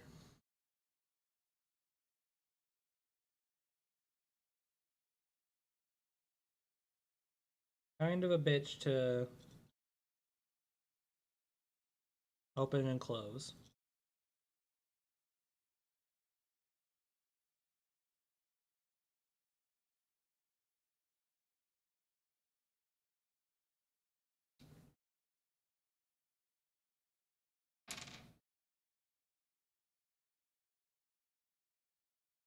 Just put you two together.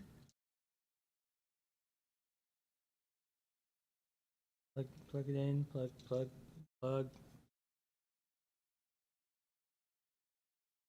it in. Plug. Plug. Oh my god.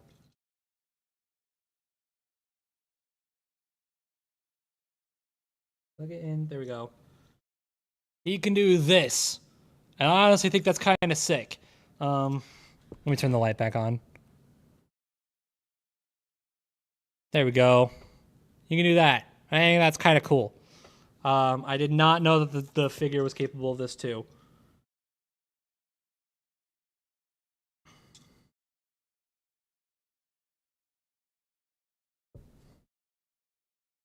Got one giant stinger as opposed to two half stingers on each arm.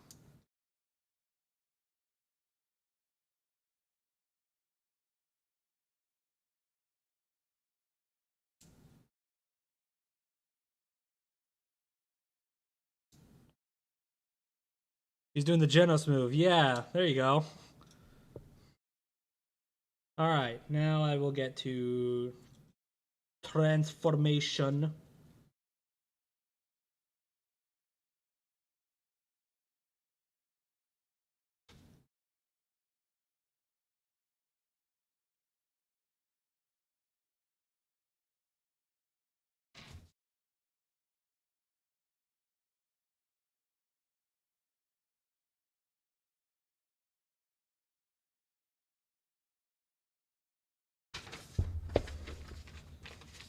Eh.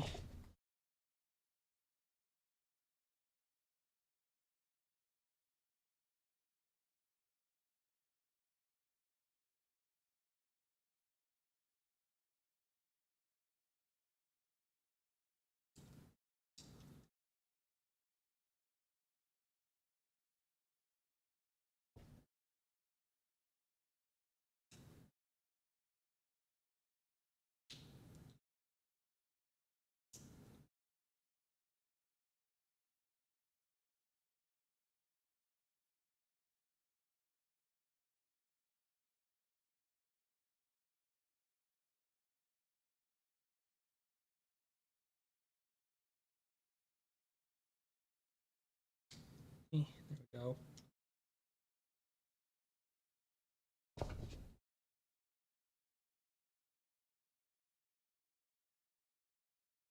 Oh man, if you thought he was small in robot mode, just you wait.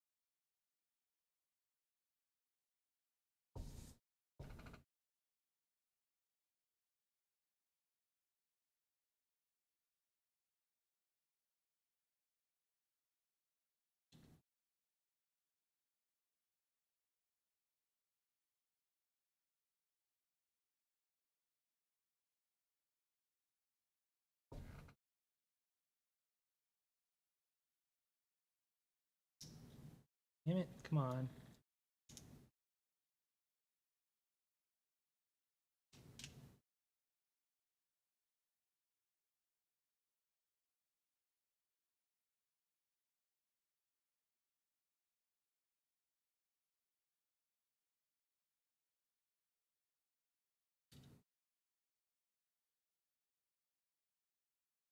Come on, come on. There we go.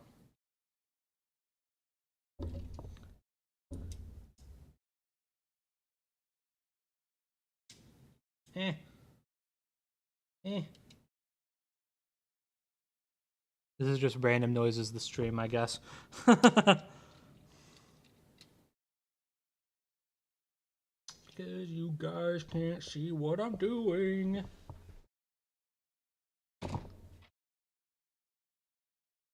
I wish you could, but you can't.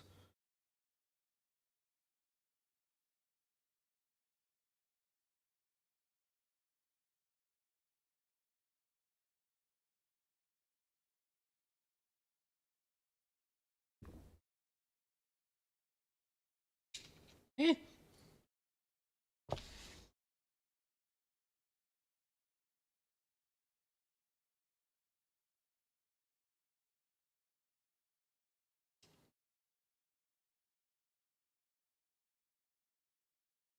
Yeah, I like this method of storage better. All right. I got him. Look at how tiny this is. Holy shit. Actually, okay. Yeah, you thought he was small in robot mode. Check this noise out. He is a little guy. Which again makes sense, given the character. But man, it's cute though, and it looks good. It looks like pretty much. Here, let me take this shit off.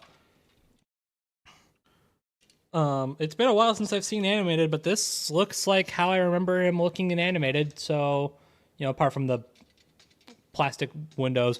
To be honest, I don't really have I know a lot of people have issue with the what's the word I'm looking for? The transparent plastic that they put on like every Transformers figure, because apparently transparent plastic is a lot more brittle than regular plastic. He does roll, by the way. That's what I was testing out. But in my experience, at least, I haven't really had much of a problem. I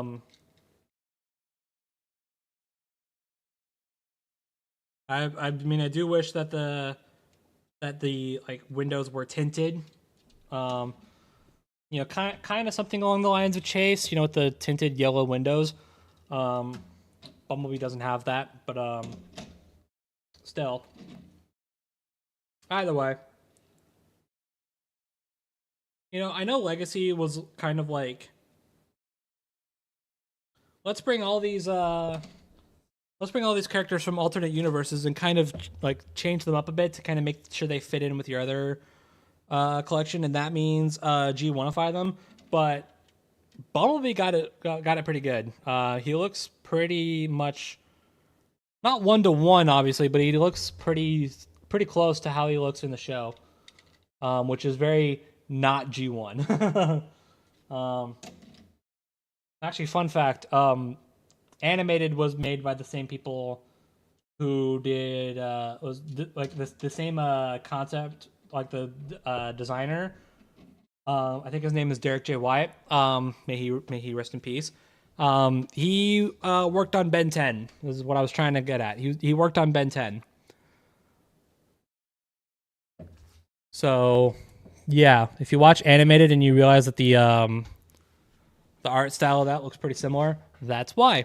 I wonder, maybe if I move my mic up a little bit or to the side, maybe that'll make things a little better. I mean, you can see me better, that's for sure. But can you hear me better? Like, can you hear me just as good at all? Wish I could properly rotate this thing. Like, how good do I sound like this as opposed to like this? And while I wait for answers to that question, I'm gonna open up Windblade. Bumblebee's a good figure, by the way. In case there's my review of the figure. It's a good figure. Me likes.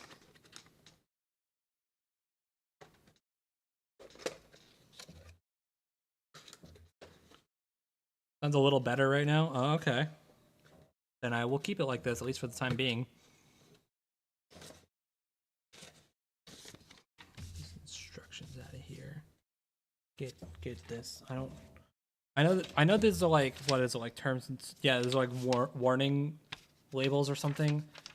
I don't know. I think for the most part it's basically just like, don't eat anything in this box. Which, I mean, normally that would make sense, but like these are 8+. These are rated 8+. I don't think an 8-year-old is gonna eat anything out of this box. Call me crazy.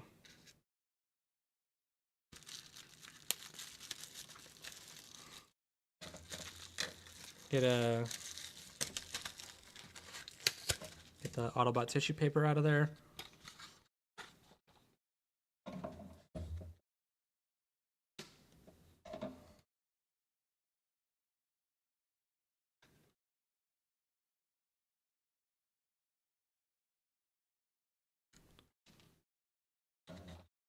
I mean, most like mainline Transformers figures are rated like 3+. Never underestimate 8-year-olds. Fair. Fair.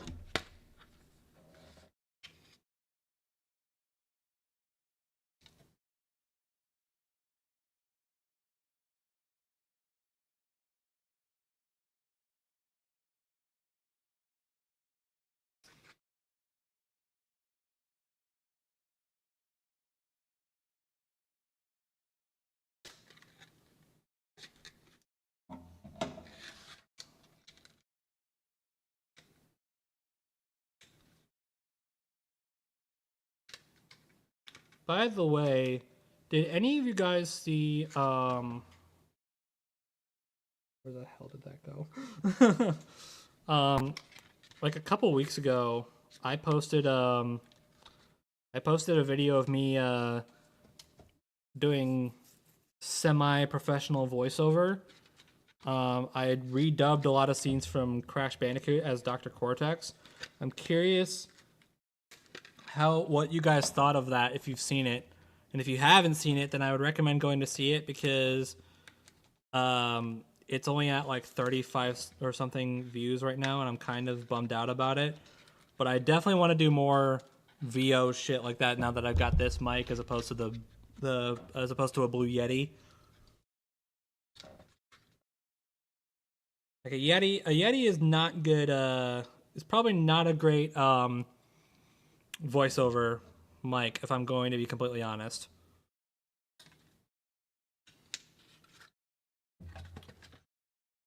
If you have seen it, what did you think? Did I do good? I could probably, I thought about doing another one today, but I decided to do this stream instead. And so far, I can't really say I'm regretting that decision.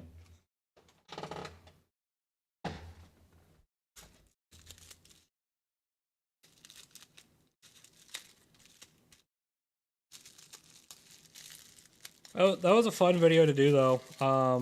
I love doing the Cortex voice, even if I'm not the greatest at it. It's just a fun voice to do.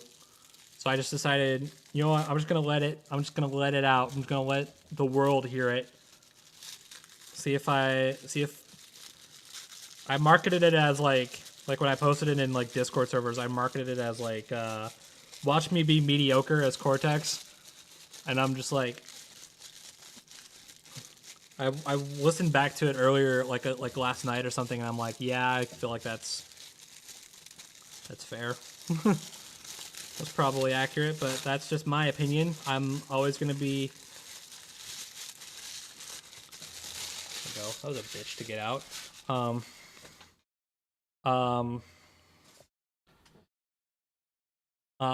You will always be your own worst critic.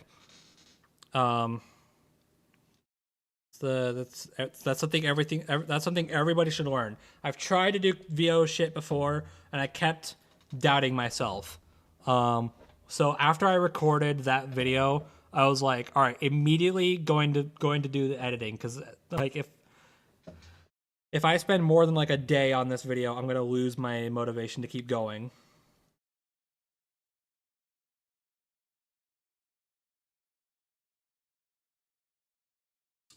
Anyways, I got Windblade out. And I got the sword in hand. And I'm going to be...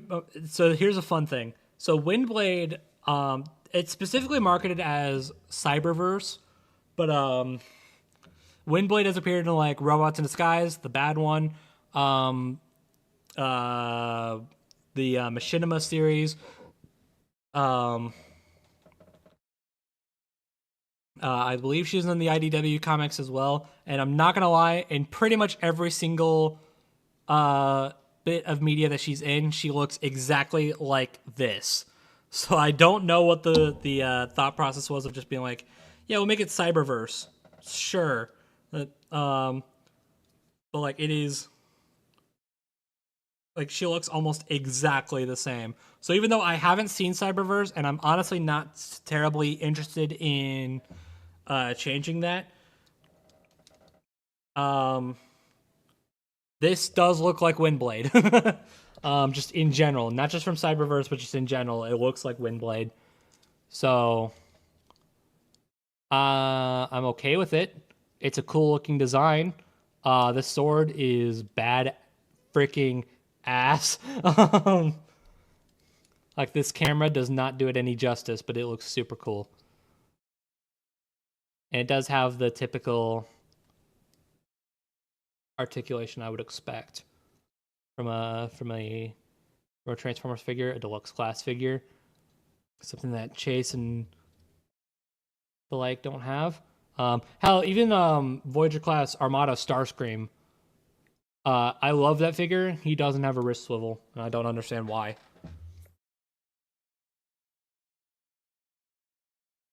But solid. The wings are a touch on the. You can kind of hear it.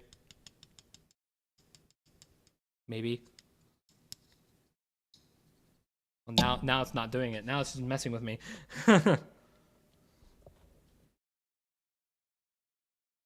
I'm not gonna lie though. Maybe the transformation will make this make more sense. I don't know why this is a thing. I guess to package it better. I don't know. Also, the turbines on her wings, they do spin around, and I think that's a wonderful attention to detail.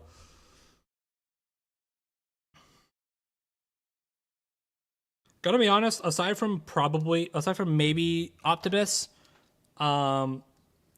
this is probably my favorite robot mode so far. But let's see if the transformation is anything to write home about.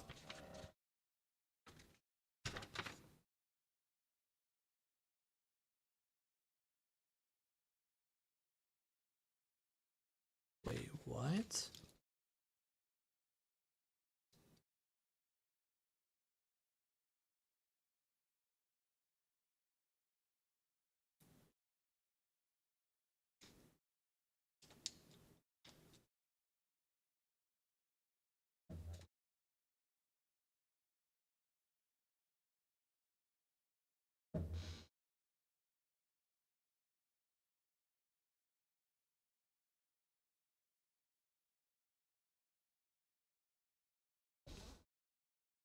What are you telling me? Instructions? Did I miss something in this mess of tissue paper? I did. Wow. I almost the most significant piece of the most significant accessory ever that I can't even hold on to without fidgeting. This little sucker. I missed this in the mess of Autobot tissue paper. Apparently this plugs onto her head. And I dropped it.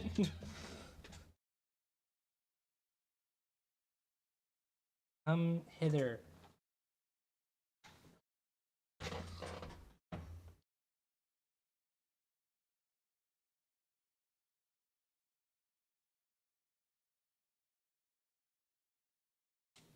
There we go.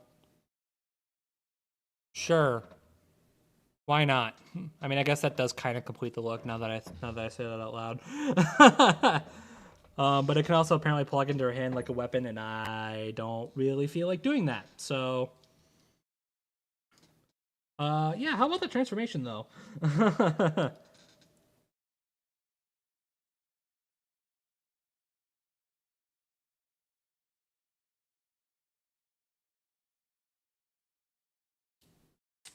There we go. Figure already like the transformation already wants to fight me. Okay, so I guess I can show this off. So the instructions say to put the shoulder pads like this, basically. You can kind of tell the difference. This one is kind of more like straight, whereas this one is kind of angled up. It's supposed to like just angle down, but it is not doing it. Only option I've seen is to kind of like angle the arms up and then like that. There we go. Just kind of snaps in there. All right. Anyways.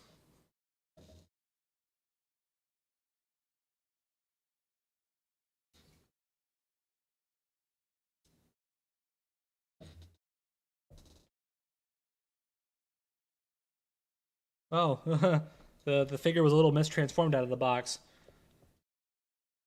So the the nose cone of the jet was supposed to be angled up against the back. From when I got it out of the box, it was already angled down, so I was confused at what the instructions were trying to tell me. That's fun.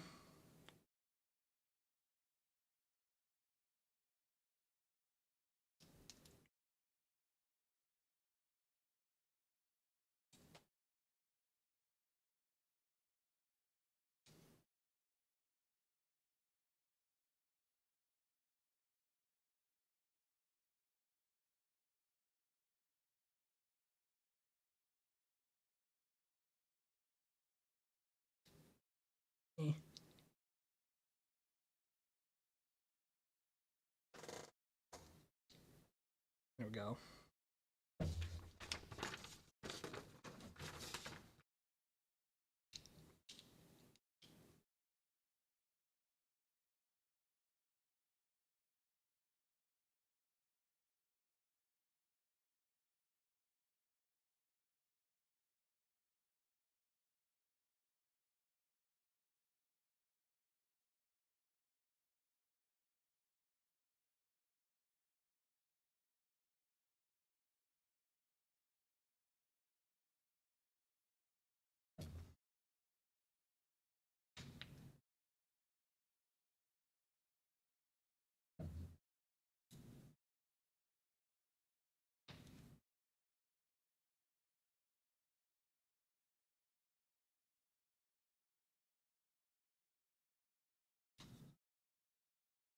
Wait, what?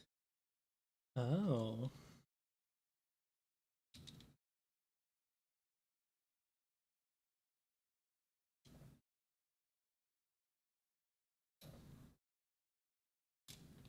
There we go.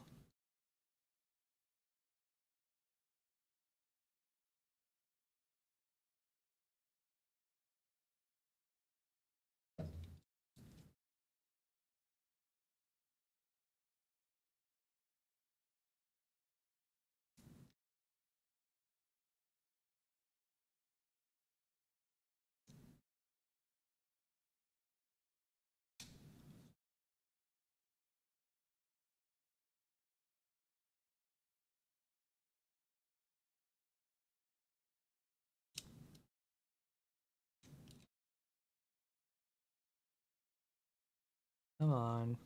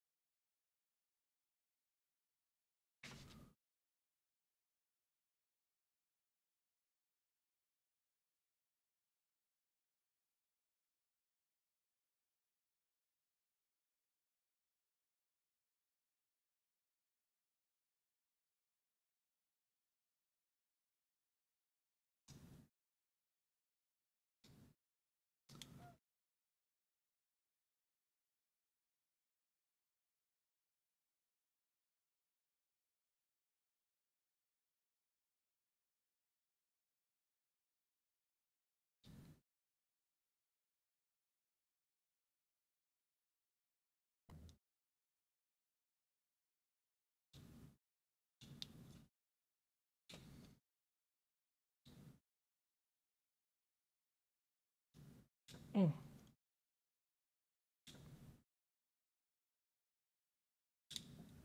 there we go.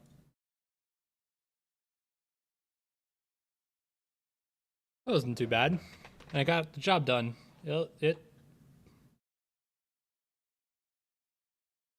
Yeah, I really like this thing. Where'd the sword go? Where does the sword plug into?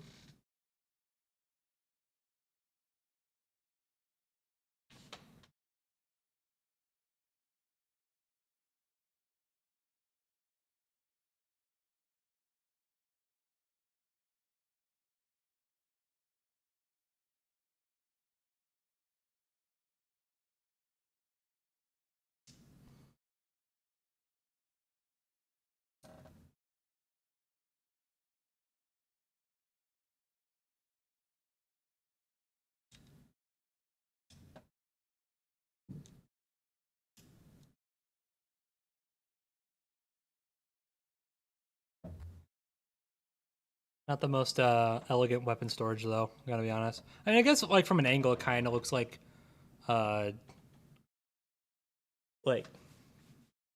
thrust, like just jet thrust. So I guess that's kind of cool. But then you look at it from the back, and these are the thrusters, by the way.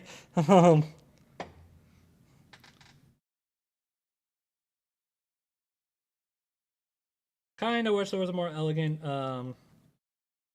way to display this, but oh well.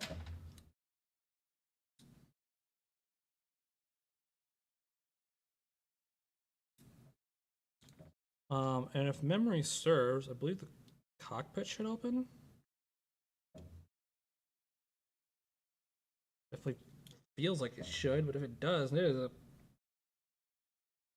is on there really tight.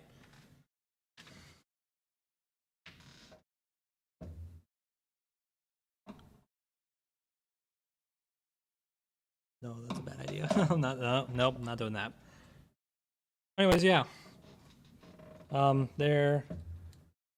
There's the top. All right. You know what? You wanna fight me like this? Goodbye. Yeah. There's the top. There's the bottom. The torso really is just kind of hanging out there, but whatever. The turbines can still do this. This is a cool feature for a deluxe class figure. Like that's really cool.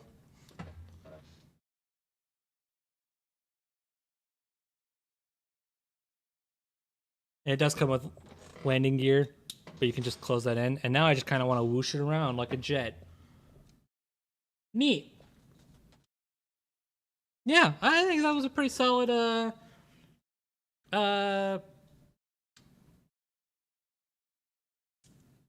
yeah. Solid collection there. These will go quite nicely in the back. So to recap, got a deluxe class rescue bots chase, Studio Series War for Cybertron, Voyager class Optimus Prime, Core class Energon Megatron, deluxe class animated Bumblebee, and deluxe class Cyberverse Windblade.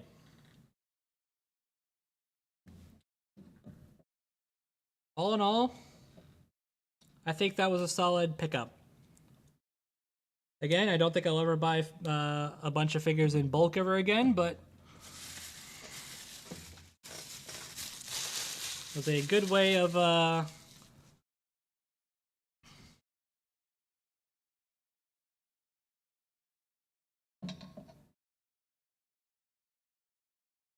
yeah. I don't know. Words are hard. Words are so hard. Actually, this is like I've mentioned an elegant way of weapon storage. This isn't elegant at all, but okay, plug in. It can. Okay. The sword can plug underneath. Windblade sword can plug underneath the jet, but then you take it off and you realize just what that plugs into. And if you know, then you know. It's actually no, it's worse than that. All right. So question. I mean, I've been going on for over 2 hours now. Is there anything you guys like want me to do?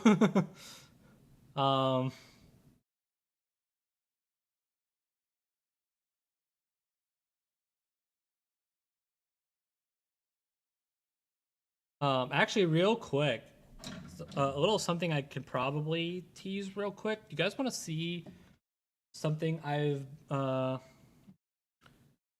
do you guys want to see something I've been cooking? This has admitted what I've been doing recently has kind of been putting the more recent podcast on a bit of a hold because I kind of want to prioritize this. But obviously, next podcast will be the season 10 ranking. I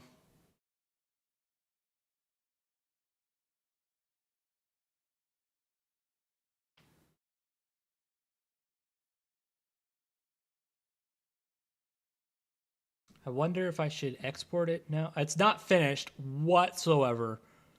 But I wonder if I should play it in the editing software or if I should render it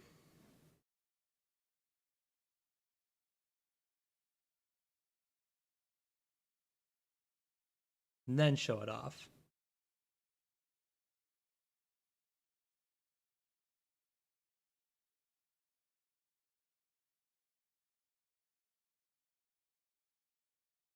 Once DaVinci Resolve loads up, I'll be able to make my decision. You know, I'm kind of just now realizing, like, I bought like 3 deluxe class figures, which all feel really small. Then Megatron is really small. And then there's the chunky Optimus. Like, this guy feels really big in comparison, even though he's a Voyager class. It's not even a leader class.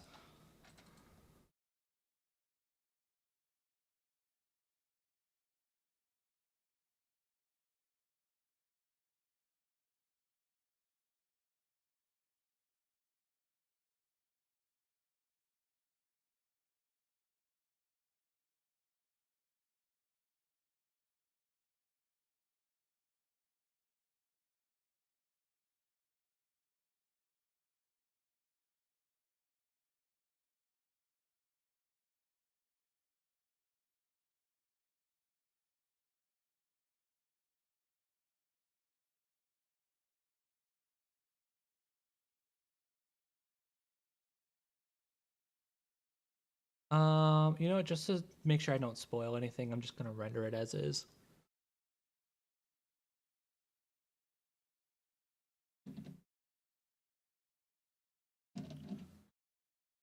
I will say, just as a teaser, it is an AMV. It is an AMV, and not all the clips are done yet.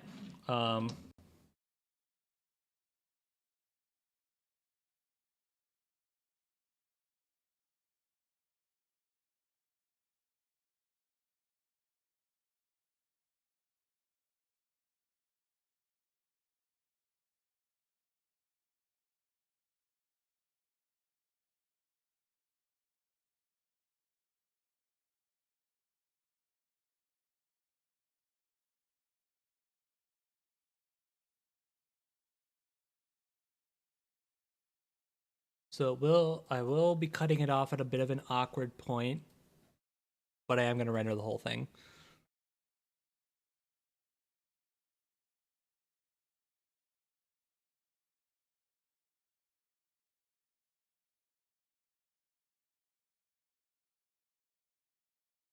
And this is so yeah, like I said, this is an AMV, and it will be in the same sort of style as the Cole versus Alex AMV I did a while back. And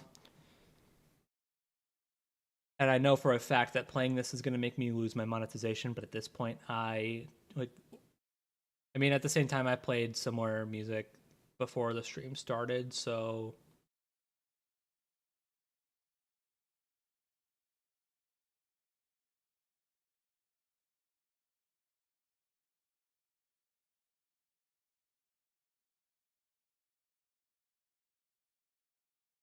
gonna let it render for a little bit before I show it off.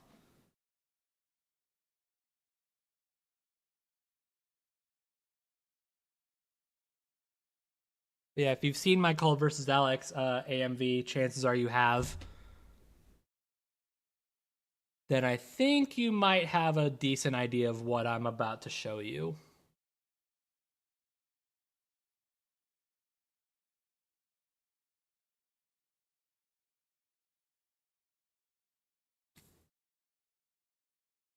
But just so you know, it is very, very, very much not complete.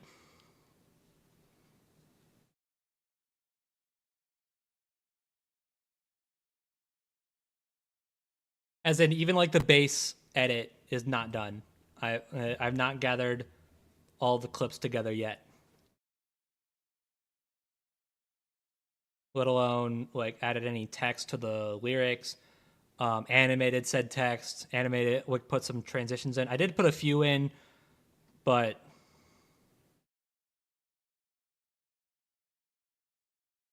there you are.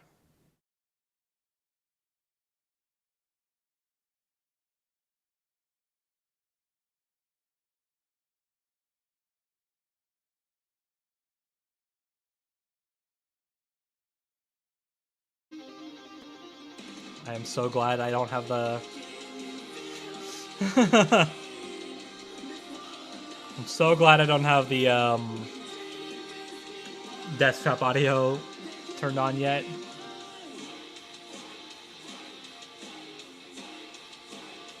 There we go.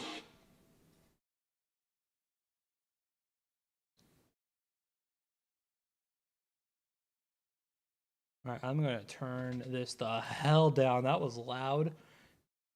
You couldn't hear it, thank God. That would spoil exactly what it is you're gonna get in. You're stepping into.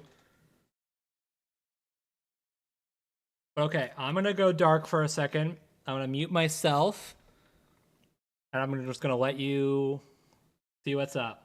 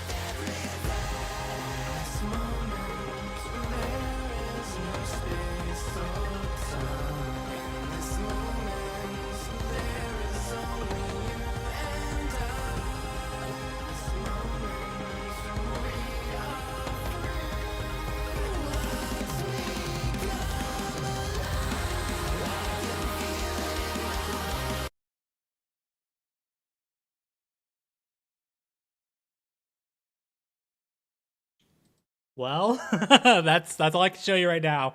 That's all I got done right now. Yeah, I don't know what that little glitch was. That was weird. But yeah, there you go. That's what I've been cooking so far. Um, yeah, it is mostly a super AMV, but it's kind of I'm labeling it a tribute. I'm labeling it a season 10 tribute because I haven't done a tribute in a very, very, very long time.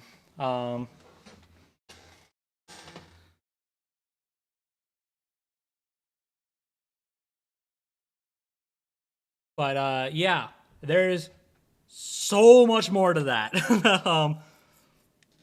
There will be so much more to that.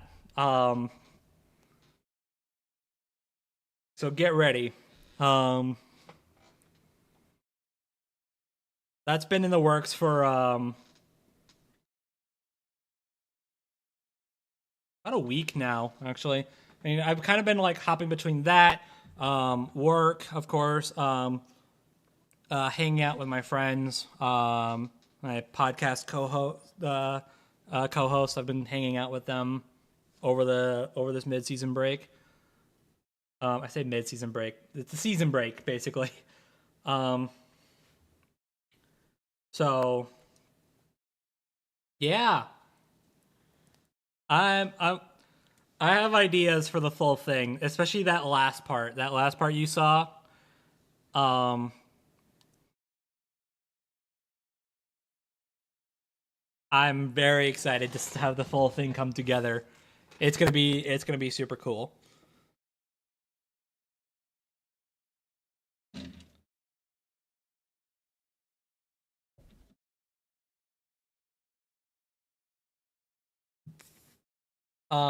So yeah. So I'll ask the earlier question.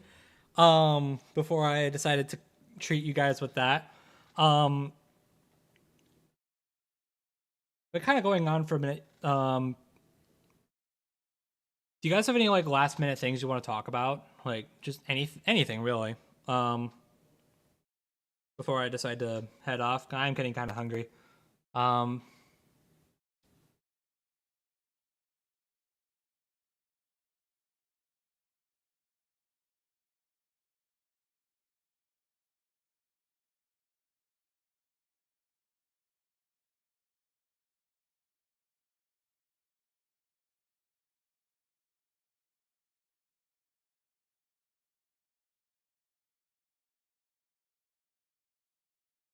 trying to think if there's anything like. I mean, I didn't really have much of a plan for this outside of just opening boxes. Um, so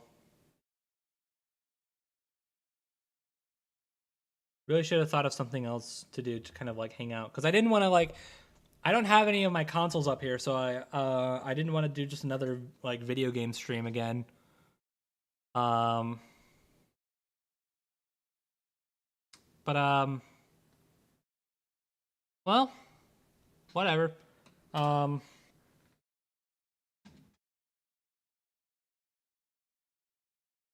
I think I'm just gonna go ahead and call it a night. Maybe I'll get more of this. Maybe I'll get more of this AMV done. Um,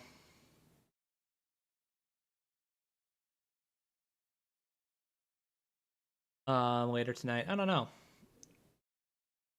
Oh, I guess to also have a bit more of a teaser. I don't have anything to show for this, but if you saw on Twitter, a few like about a month ago, I think at this point, um, I did post on Twitter that if you guys don't know, I do write like fan death battle scripts. Basically like taking a match and being like, what if this was written like a death battle? What if I were to write for death battle? How would I go about it? I just came up with a couple matchups. I did announce a while back on Twitter that my next one would be Penny from Ruby versus Alyssa from Tekken. I did announce a few weeks ago that I am pushing that back quite a bit. And instead, I've decided to replace it for now with Movie Sonic versus DCEU Shazam.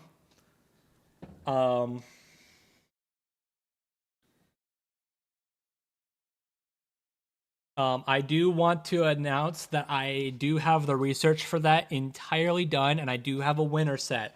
I just started writing for it like a couple days ago. It is very far from complete, but there's next to no progress on it, but it is started, so that should be out pretty soon. And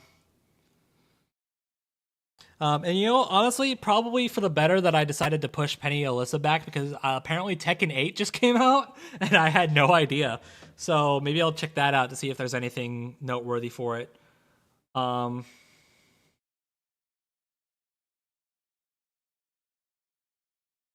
will say Penny versus Alyssa will not be. I don't want to say exactly what it is, but Penny versus Alyssa will not be right after Sonic versus Shazam. There will be one. There is a match in between those. And the reason I'm doing that is because unbeknownst to me at the time, when I had planned out a lineup of scripts of matchups a long time ago. Basically, like when I started doing this.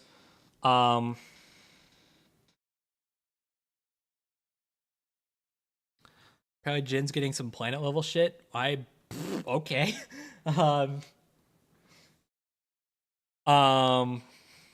Anyways, the match that's without saying what it is, the match that's in between Sonic versus Shazam and Penny versus Alyssa is it coincides with a G1 prediction blog that I had no idea we were doing. I had no idea that we were doing when I planned out the lineup. And I was already planning on doing a match similar to it. I kind of wonder if I should just say what it is now.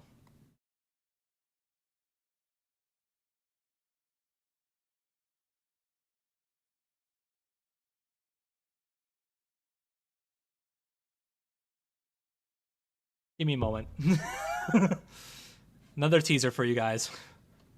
This isn't. This is the opposite of subtle, by the way, in case you were wondering. This is the exact opposite of subtle.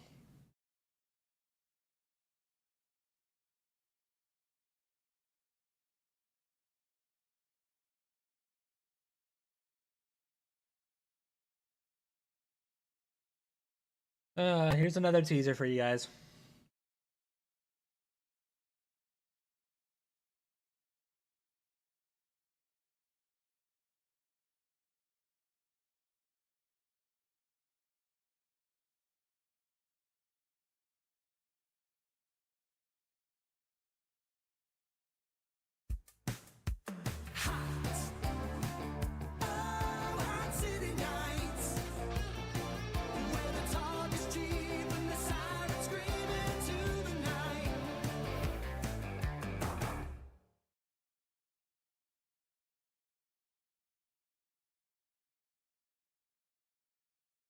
So yeah, Togo versus Toko. It was the exact opposite of subtle because like we already announced that we were doing that match, but adding Neo into the mix, Neo from Ruby.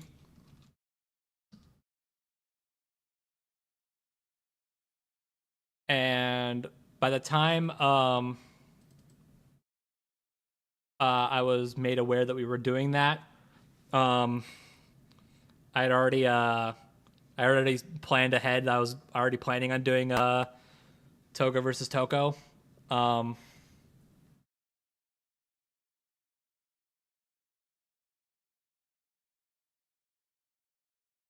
I was like, you know what, that lines up very well, and it makes my job easier. Because it means I don't have to research it myself. It is admittedly a little bit of a lazy approach, but like, I asked if it was okay, and Speedy said sure. So screw it. So yeah, so we're gonna do Sonic versus Shazam is coming next. And then after that will be Toga versus Toko, and then after that, hopefully, will be Penny versus Alyssa.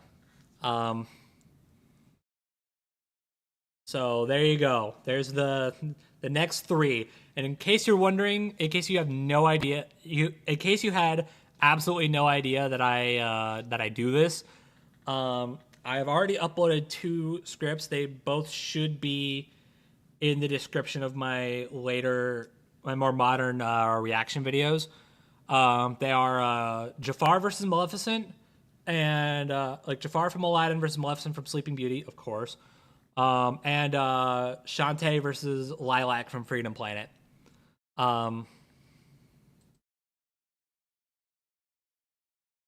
Those 2 are already out. They are done. They are good. I think they both turned out really well.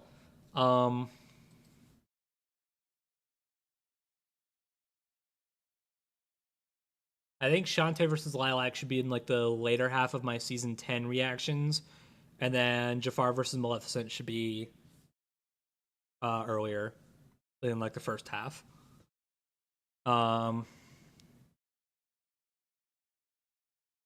But yeah, so there you go. And then I'm probably not gonna follow through with it for like all the way through, because I do kind of want to open up. I'm not doing it just yet, but I do kind of want to open commissions. I do kind of want to open commissions for scripts. I think what I'm gonna do is I'm gonna get to like a certain point in the lineup I already have, and then just be like, all right, commissions open, give me ideas.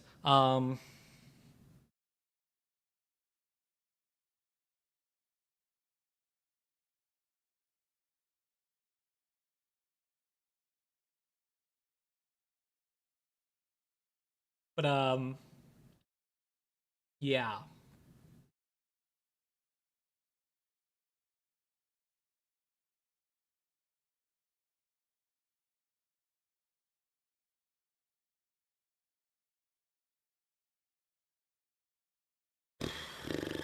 I will say I have like 4 matchups aside from the ones I've already talked about in the lineup that I do want to do before I like commit to opening commissions. I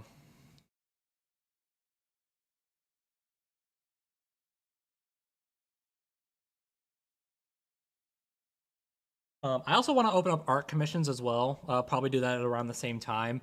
And because I'm mentioning that because I will say script commissions are probably not going to be the cheapest things in the world, because you're also going to be paying for two artworks, one for each, or at least well, okay, no, unless you give me a team fight, I'm not accepting battle royales because I already have one planned. I do kind of want to keep this like as close to a death battle season as possible. Obviously, I'm not doing like big time Marvel versus DC fights or anything like that. But typically seasons have like this unwritten rule of like, well, not a lot of franchises get more than 1 episode. With the exception being like Marvel, DC, and like Dragon Ball. And then like at some points you'll probably get like 2 Naruto episodes, but the point is you're not going to get like 2 Ruby characters, for example. I had mentioned that because Penny. But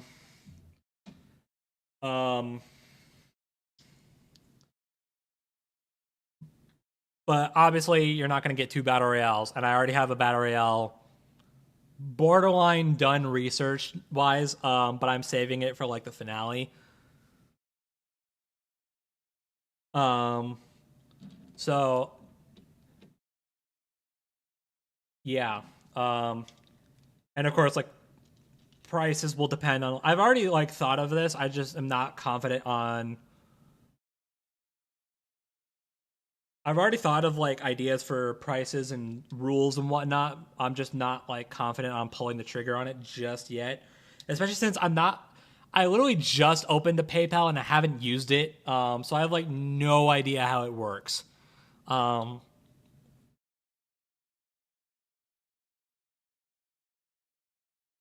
like I don't know how to send money. I don't know how to receive money. That's the big one. Um, and that's especially the big one because my buddy Richard,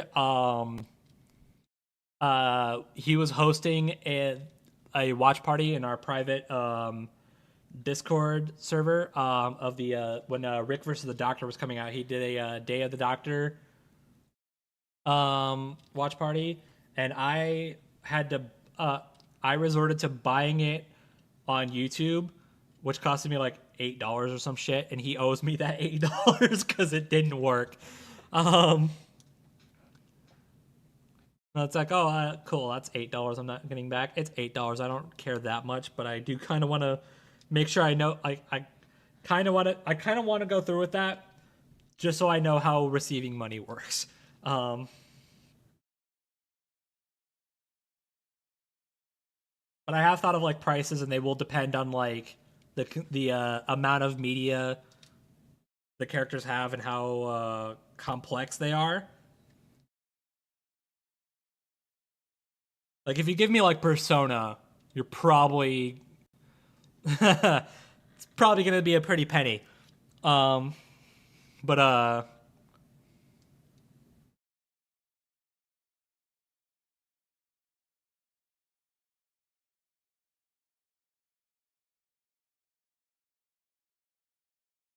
um, so yeah. As soon as I figure out how that works, and as soon as I'm confident enough to do it, I mean, I don't feel confident doing it when I only have 2 scripts out, so I kind of want to at least get a few more. Um,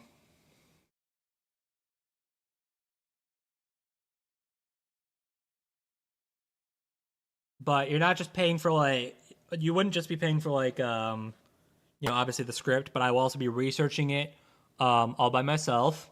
Um, the characters involved all get art. Um,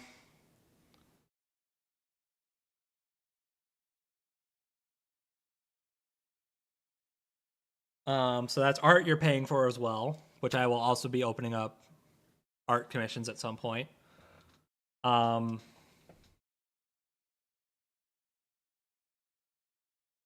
and yeah. So honestly, if you want to like save money, you're safe. Like if you want to like go for like the cheapest option, your safest bet is probably like a 1v1 between 2 characters with very little media. um,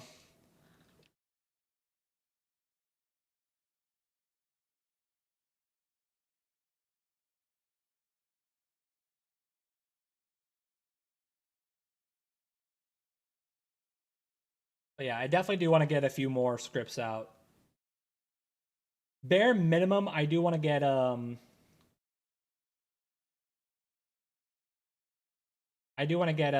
Sonic versus Shazam and Toga versus Toko out before I really start to consider doing this.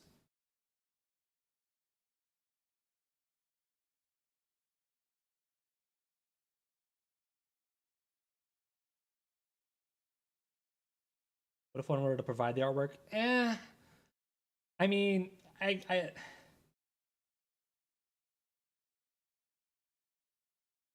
kind of like it to be consistent with my other scripts. So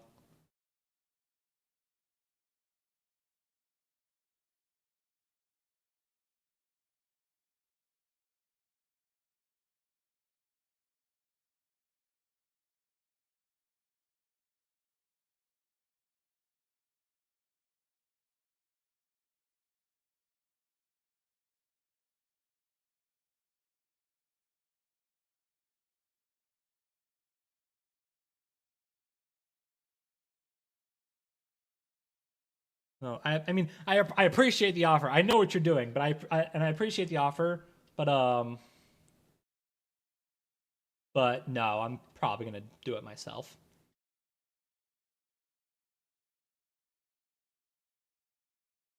I'll probably have a video explaining like the rules.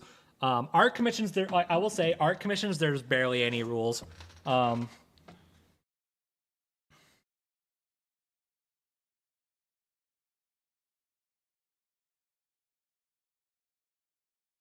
well, I say that I'm looking at I have a note that kind of lists all the rules for both for arts, scripts, and both. And I say that there aren't a lot of rules, but there is actually quite a few. Um,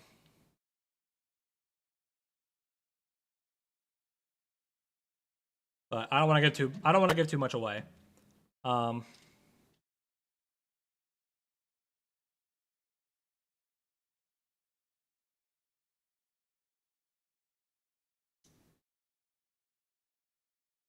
but I am a lot more strict on the scripts because those are more complex. And also, and also again, the goal for those scripts is to be as close to official as possible. Um, so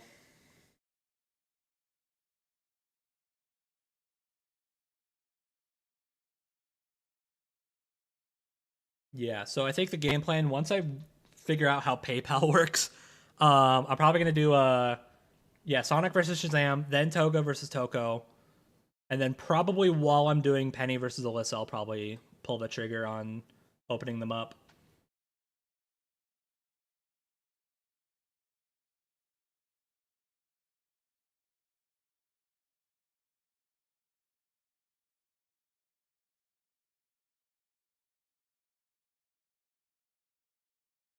I will also spoil. You know, I know a lot of people. I'm also gonna say this. I know. I know a lot of people open commissions for like because they're like in financial debt or something, and that's like good for them. You know, like anything you can do, right? Um, I am opening this. I will be opening commissions simply because I want to. um, there's no like specific reason why. Um, I'm not like begging for money or anything. It's just something I've been thinking about for a while. Um, and I've actually no lie. I have actually been asked. Like I think it was like immediate. I think it was like close after I uploaded Shantae versus Lilac. I was asked like I was messaged on Twitter, not Twitter, on Discord, asking like, "Hey, do you open commissions for your scripts?" And I was like, "No, not yet, but I have no way of receiving commissions. But if I ever do, then that'll be something I'll consider." And now I'm considering it. um, so yeah.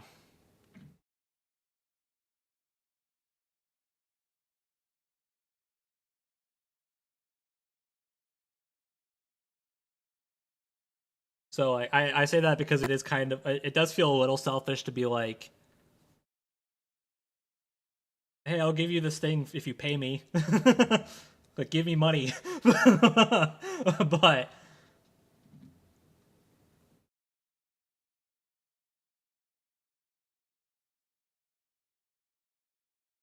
yeah.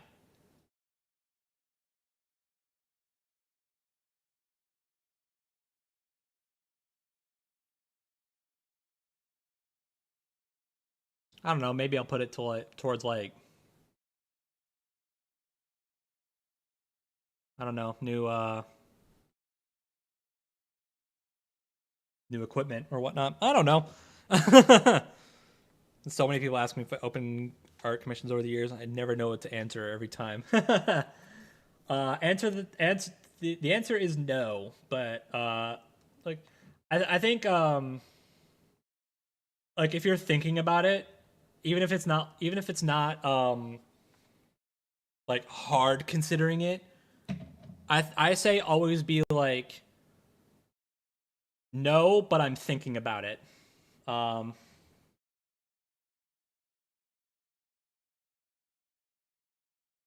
That's what I would do if I were you.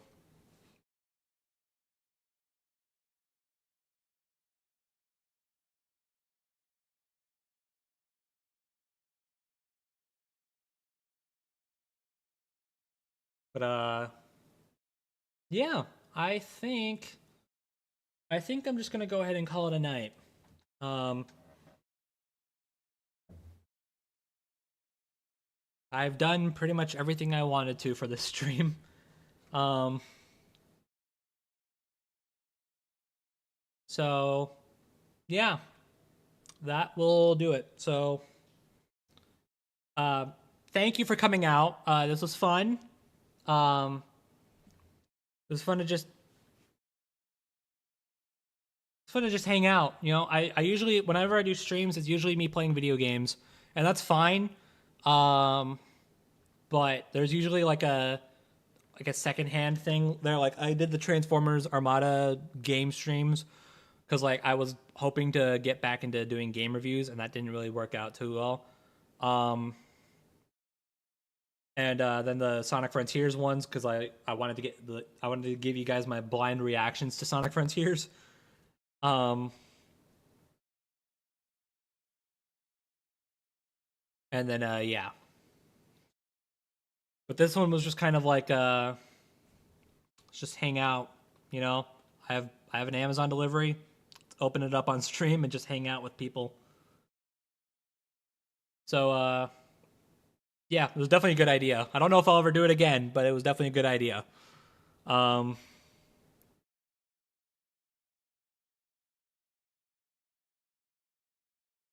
So yeah, that will do it. So thank you for coming out. Thank you for spending time with me. that sounds worse than I intended it to. Um,